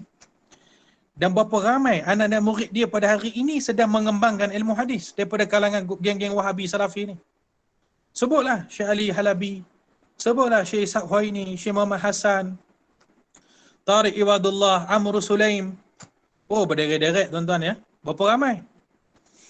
Jadi Syekh Albani ni, di samping kita ada banyak perkara yang kita nak petikaikan dia, di samping itu, dia hidupkan ilmu hadis ni. Bukan kita kata kita ni ahli sunnah, kita rasa Albani ni tak ada nilai. Jangan kata tak ada nilai tuan-tuan. Ya, jangan kata tak ada nilai.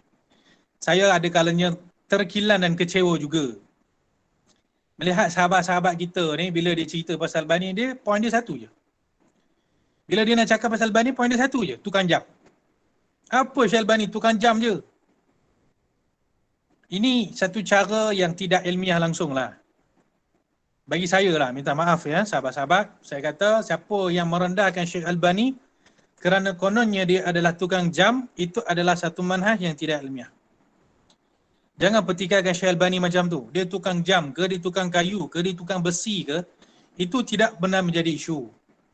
Tak ada ke ulama tukang kayu menjadi ulama? Tak ada ke ulama tukang baiki atap jadi ulama? Tak ada ke ulama penjual kain menjadi ulama? Dah tu kalau Syekh Albani tu tukang jam, apa masalah dia?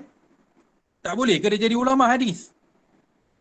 Kan? Jadi jangan petikaikan Syekh Albani daripada sudut tu. Tukang jam tak tukang jam, itu peribadi dia, kerja dia. Dia punya career tu jangan dipetikaikan.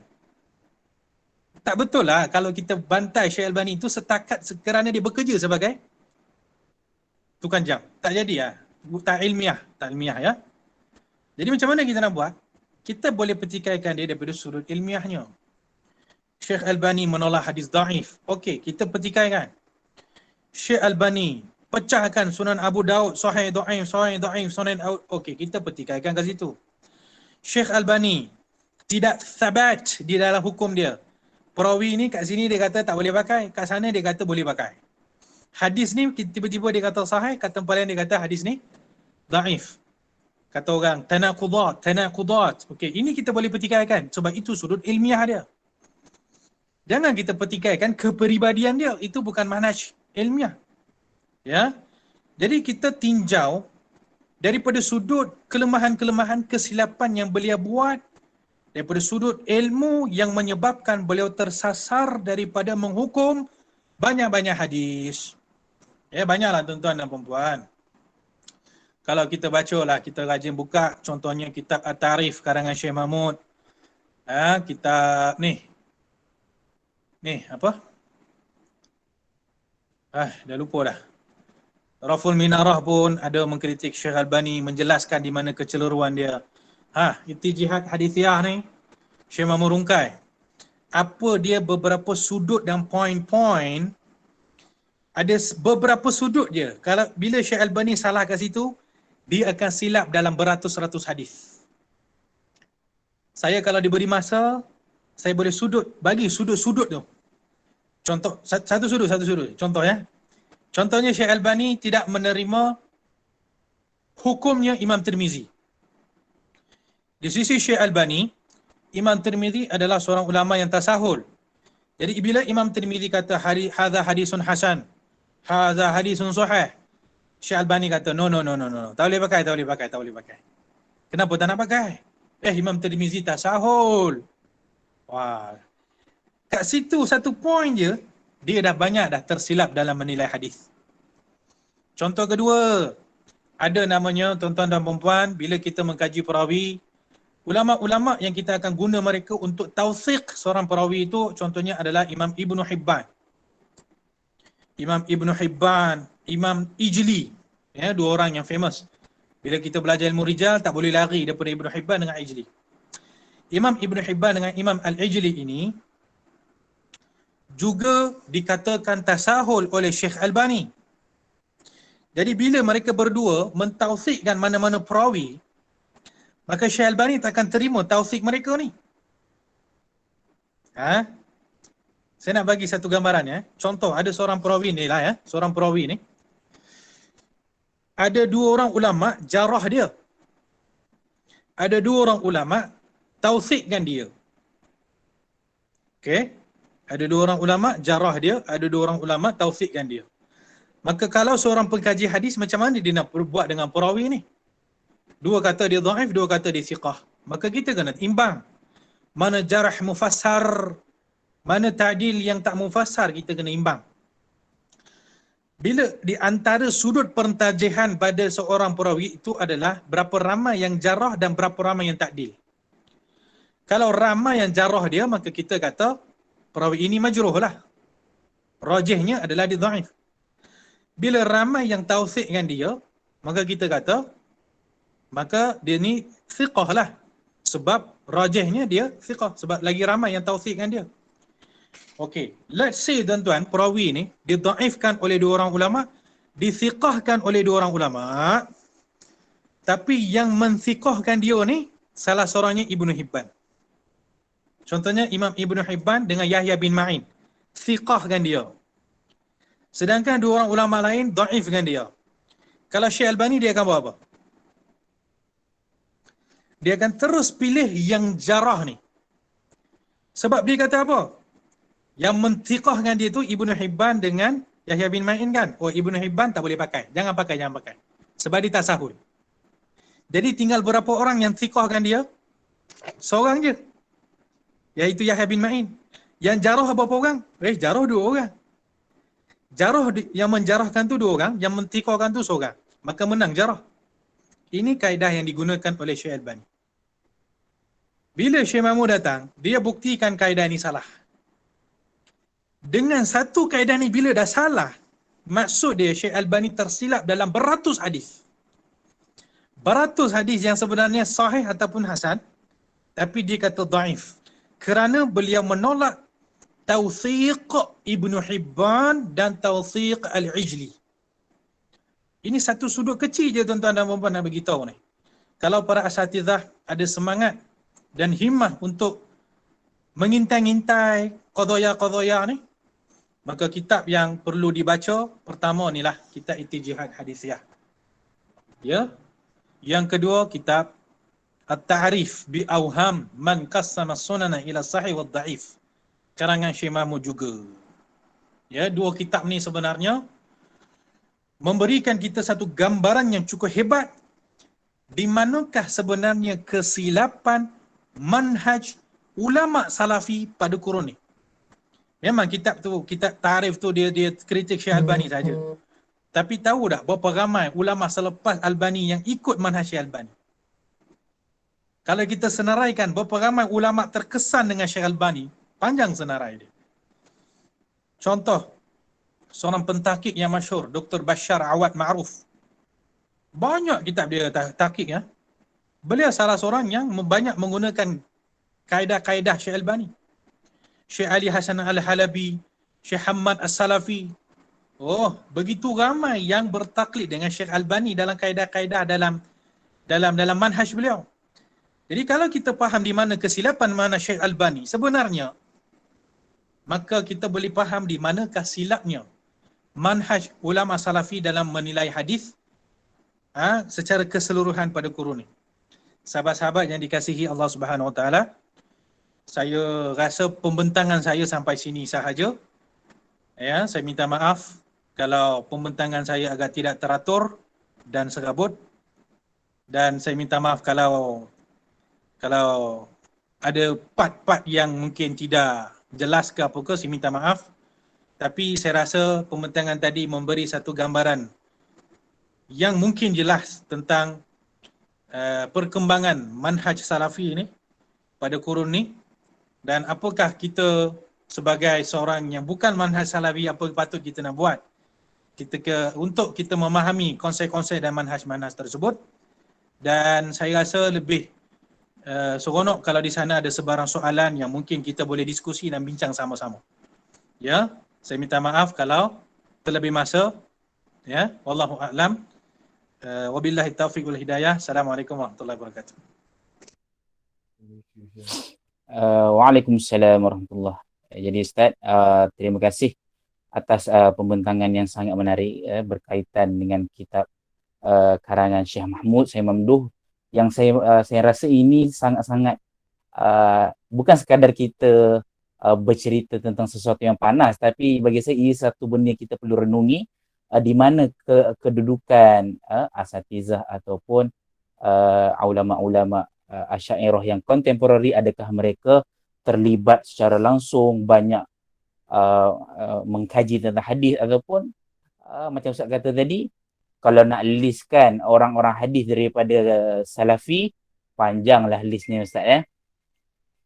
Okey, jadi Ustaz, kita akan tengok ada tak ruang soalan.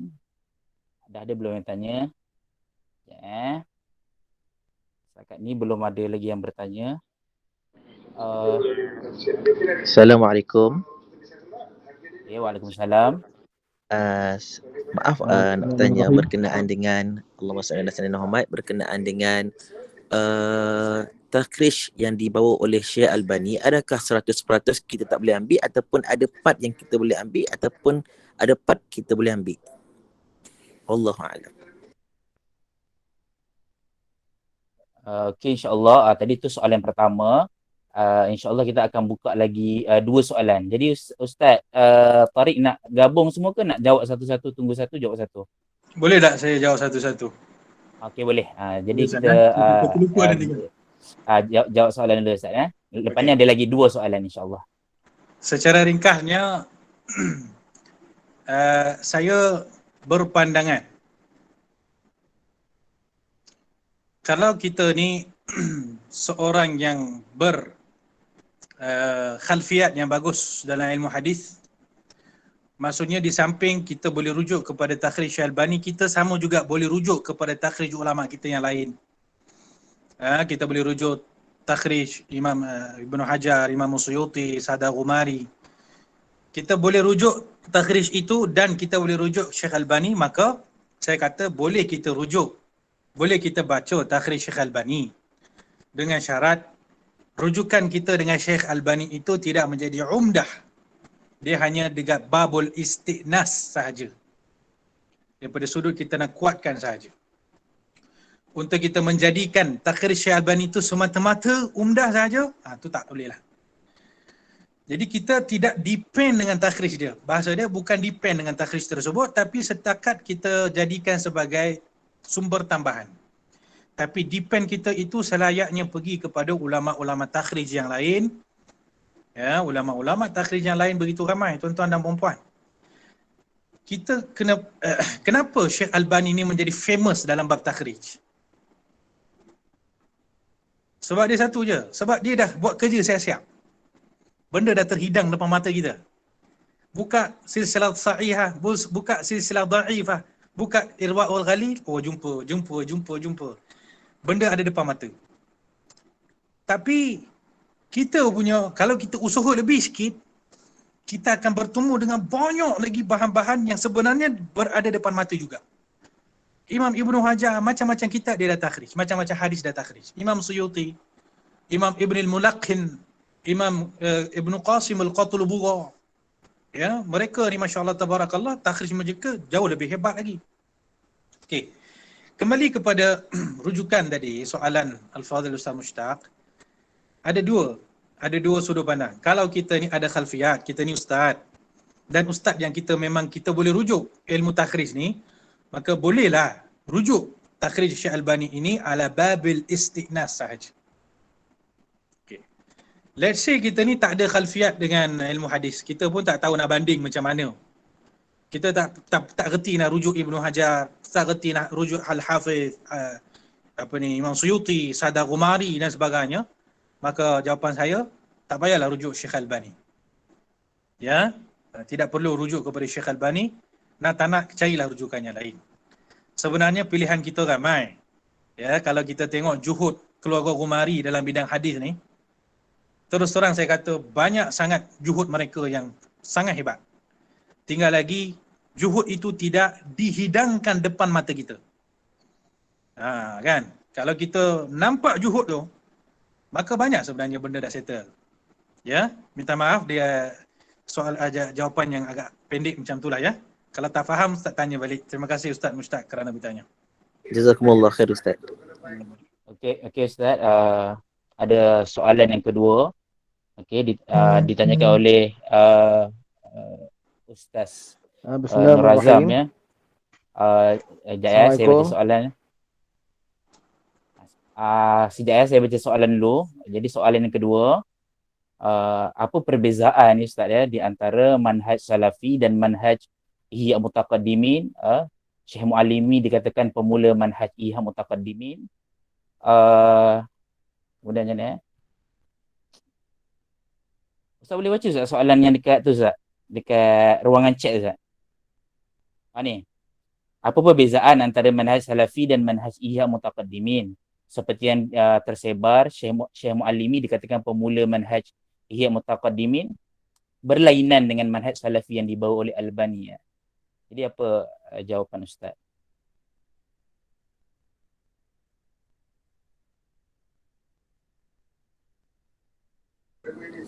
Mic Ustaz. Oh, minta maaf. Terlupa bukan mic. Okey. Memang ada satu perbezaan yang sangat ketara di antara Ihya. Dia manhaj dipanggil, singkatan dia IMM ya. Manhaj Ihya manhaj Mutaqaddimin, IMM. Dengan manhaj Salafi. IMM ni tuan-tuan, dia ni adalah produk yang sangat baru. Produk yang baru timbul daripada zaman yang menimbulkan idea IMM ni adalah seorang syekh yang bernama Dr. Hamzah Malibari. Sebelum Dr. Hamzah Malibari, manhaj Mutaqaddimin itu tidak pernah di branding. Maksudnya manusia tak tahu adanya manhaj namanya manhaj Mutaqaddimin. Tak tahu. Tak pernah di branding, tak pernah ditonjolkan. Datang Dr. Hamzah Malibari, maka beliau pun membawa satu konsep macam ni. Tapi konsep yang beliau bawa itu agak kuat. Kuat manhaj tu. Kuat idea yang dia bawa.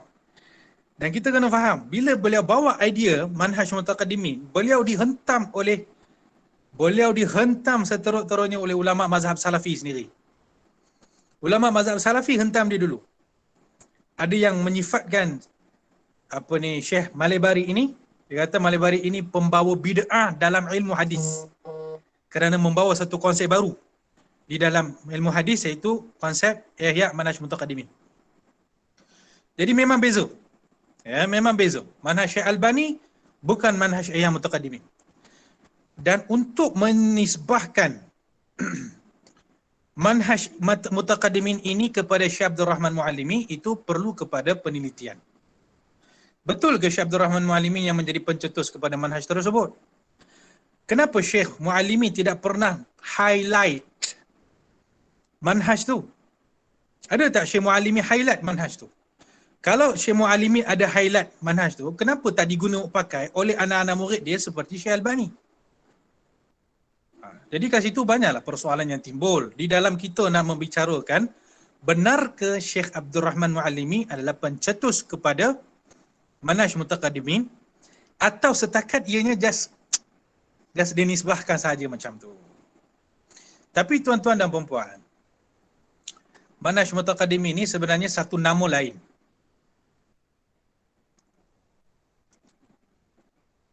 Konsepnya berbeza, tapi asal dia tu sama lebih kurang. Kalau kita tengok manhaj Salafi kan, apa maksud manhaj Salafi? Manhaj Salafi ni maksudnya salaf, ikut orang zaman dulu. Ikut salaf. Salaf ni siapa? Ulama zaman dulu kan. Samalah manhaj al-mutaqaddimin. Manhaj mutaqaddimin maksudnya apa? Jangan gunakan mutaakhirin, kita gunakan mutaqaddimin saja. Maksud lain, kalau salafi kata kami ikut salaf, kami tak nak ikut khalaf. Manhaj mutaqaddimin kata kami nak ikut mutaqaddimin, kami tak nak ikut mutaakhirin. Jadi konsep dia, asal usul dia lebih kurang sama.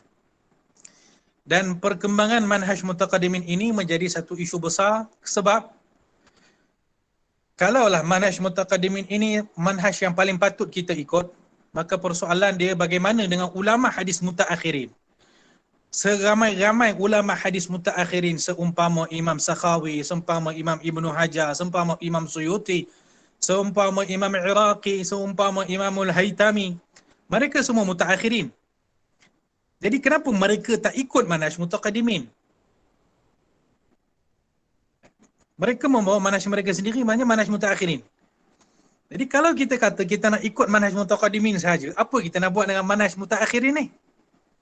Apa level mereka? Apa kedudukan manhaj mutaakhirin ni? Apa level Ibnu Hajar? Apa level Sakhawi? Apa level Hafiz al-Iraqi dan sebagainya? Jadi di sana memang perbezaan yang ketara di antara manhaj salafi dengan manhaj mutaqaddimin. Dan perkembangan manhaj mutaqaddimin ni dia akan membawa masalah kepada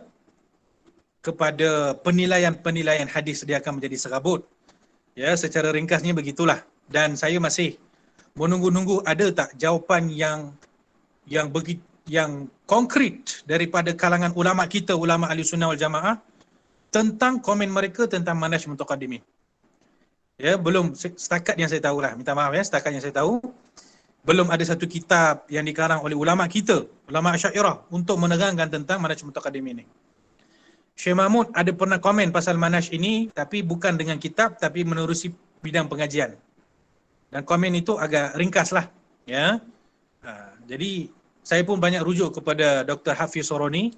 Beliau kata manhaj ini perlu ada jawapan yang kuat lah untuk kita menjawab manhaj ni. Ya. Itulah secara ringkas. Minta maaf. Okey, tadi minta maaf. Tadi kan ada yang nak tanya soalan. Siapa yang nak tanya soalan tadi ya? Boleh tanyakan soalan. Bismillahirrahmanirrahim. Assalamualaikum. Assalamualaikum.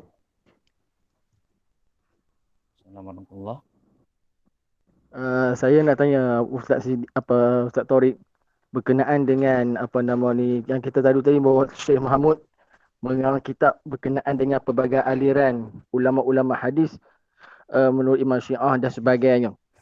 Jadi bukankah kalau suatu orang bagi penuntut ilmu hadis itu di dalam penilaian beliau terhadap hadis, maka beliau tidak boleh cenderung pada mana-mana pihak seperti Asy'ariyah ataupun Maturidiyah, Salafiyah dan sebagainya. Dan perkara ini kenapa kita tak kembali balik ataupun kita tak tidak menyebelahi mana-mana pihak ataupun aliran-aliran tertentu macam tadi, macam Salafi. Mereka agak allergic dengan hadis-hadis tawassul, hadis-hadis berkenaan istighasah dan sebagainya. Jadi sebagai satu orang penuntut ilmu hadis, adakah menjadikan satu orang tu bebas daripada mana-mana fahaman berkenaan dengan aliran-aliran dalam akidah? So macam contoh macam Imam Bukhari, Imam Muslim, yang mereka ni kadang-kadang ada dalam kitab-kitab mereka rijal-rijal daripada Syiah, ada rijal daripada Qadariyah dan sebagainya. Sebab mereka mungkin kerana mereka tidak melihat kepada akidah, tapi melihat kepada dhabt ataupun adilnya satu orang perawi tersebut. Jadi saya minta penjelasan Ustaz Taurik, sebab kitab Ittijahad ni kitab yang terbaik lah, memang kitab yang memang saya pun baca dan saya melihat pelbagai aliran yang memang kita boleh ambil manfaat yang besar. Cuma saya kadang-kadang saya terfikir seperti mana Imam Bukhari yang meriwayatkan hadis daripada tokoh-tokoh selain daripada Ahlussunnah wal Jamaah. Jadi mohon pandangan Ustaz Taurik hafizahullah. Barakallahu fikum. Baik, syukran, jazakumullah khair. Al-Fadhil, Al-Ustaz Aizul Akmal, terima kasih Ustaz di atas soalan. Dia macam mana selayaknya bagi seorang penuntut ilmu tu adalah untuk tidak cenderung kepada mana-mana. Dia memilih ikut apa yang benar. Maksud dia, kalau yang benar itu adalah pandangan ulama salafi, maka kita akuilah itu pandangannya benar. Kalau yang benar itu adalah pandangan ulama sufi, kita akuilah itu adalah benar. Maksudnya straight ya, kita tidak memilih aliran. Tapi untuk tidak cenderung kepada mana-mana, itu satu hakikat yang agak sukar untuk dilakukan.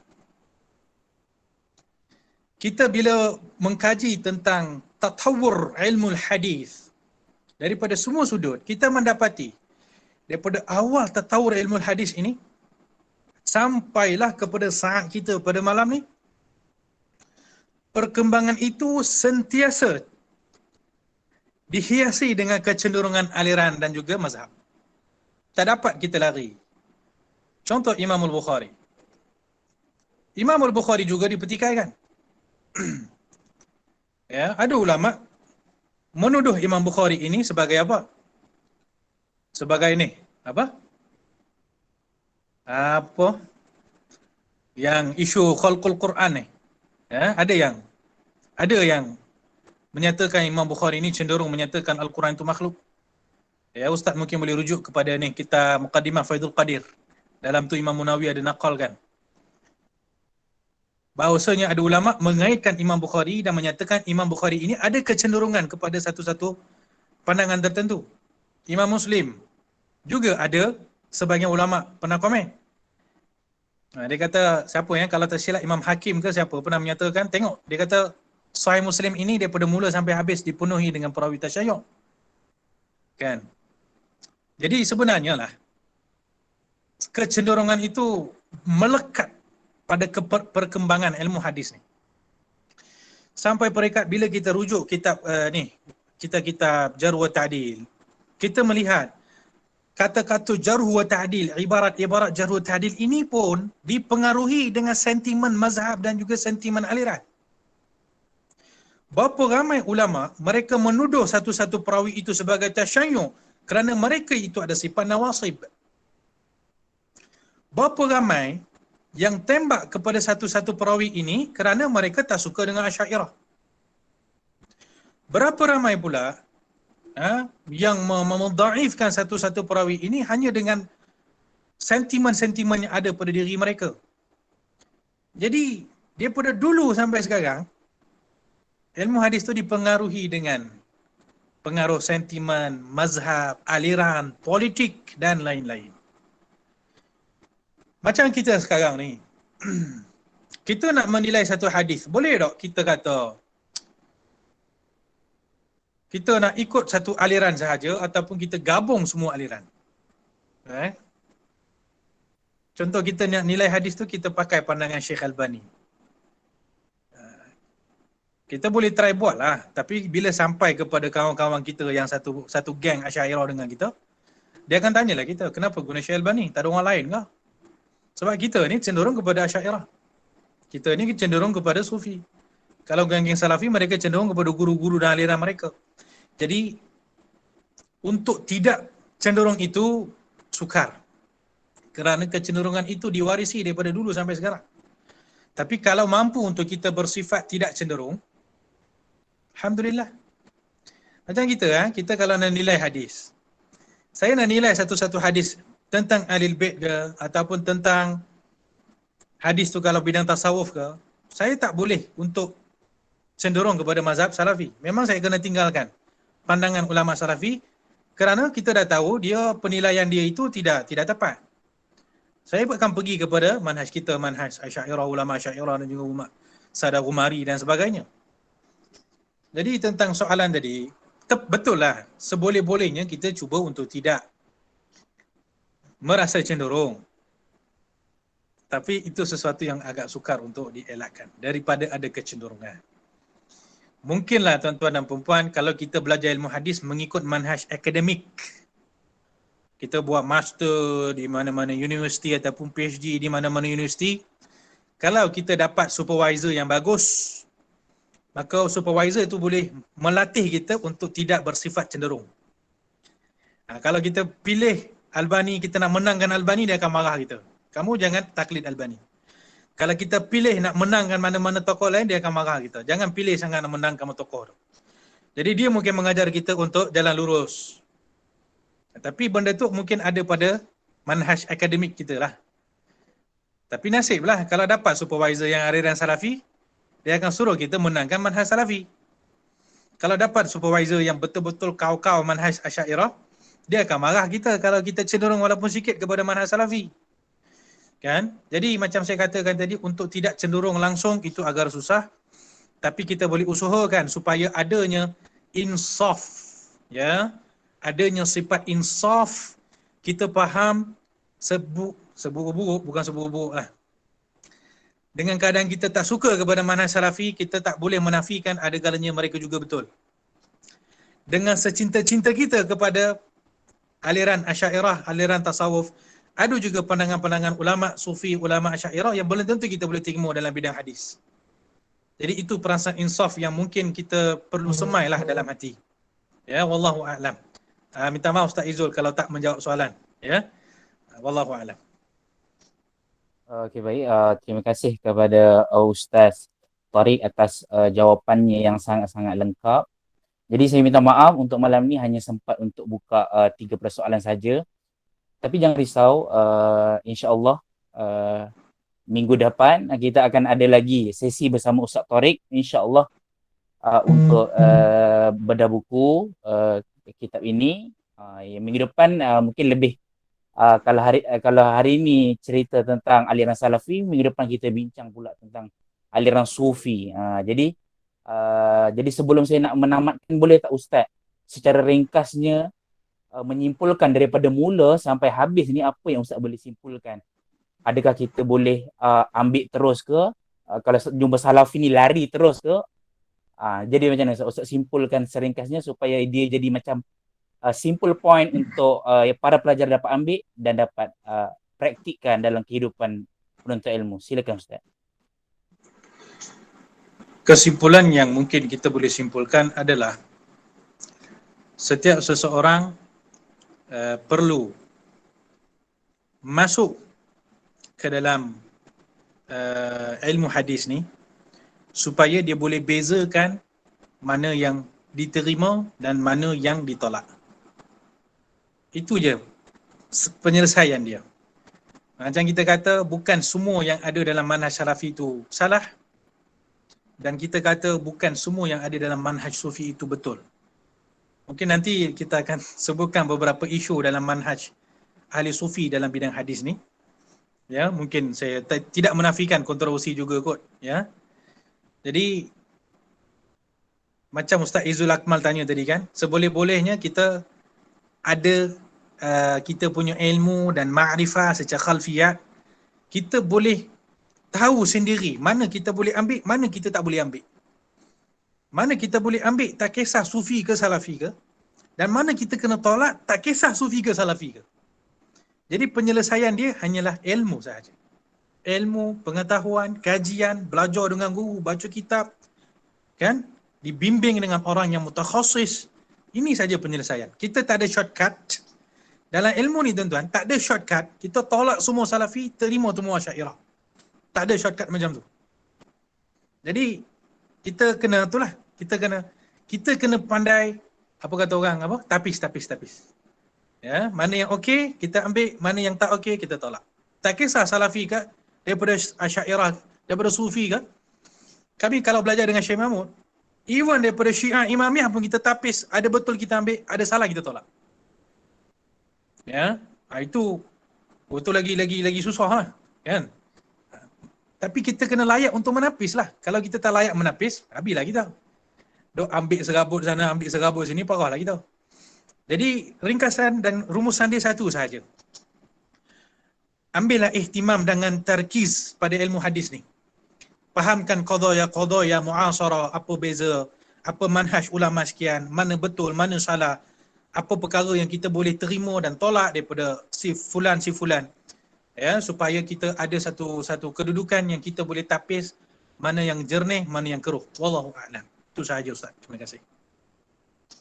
Okay, baik, terima kasih Ustaz Tariq atas penjelasannya dan pembentangan kitab untuk malam ni. Jadi terima kasih Ustaz, ianya sangat bermanfaat.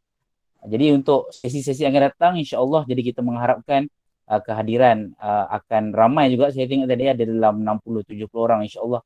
Mungkin minggu depan akan lebih ramai lah insya-Allah. Jadi itu saja, saya ucapkan terima kasih kepada Ustaz Tariq atas kelapangan dan kesudian untuk mengisi masa kita malam ni. Jadi tanpa membuang masa, saya tangguh majlis kita dengan tasbih kafarah dan suratul Asr.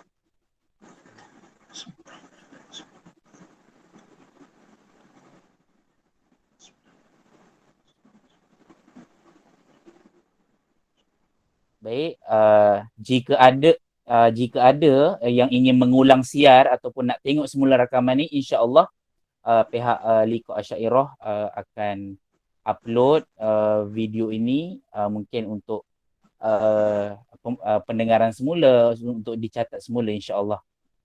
Jadi itu saja Ustaz. Terima kasih Ustaz. Kita jumpa lagi minggu hadapan Ustaz. Jazakumullah Assalamualaikum. khair. Assalamualaikum warahmatullahi wabarakatuh.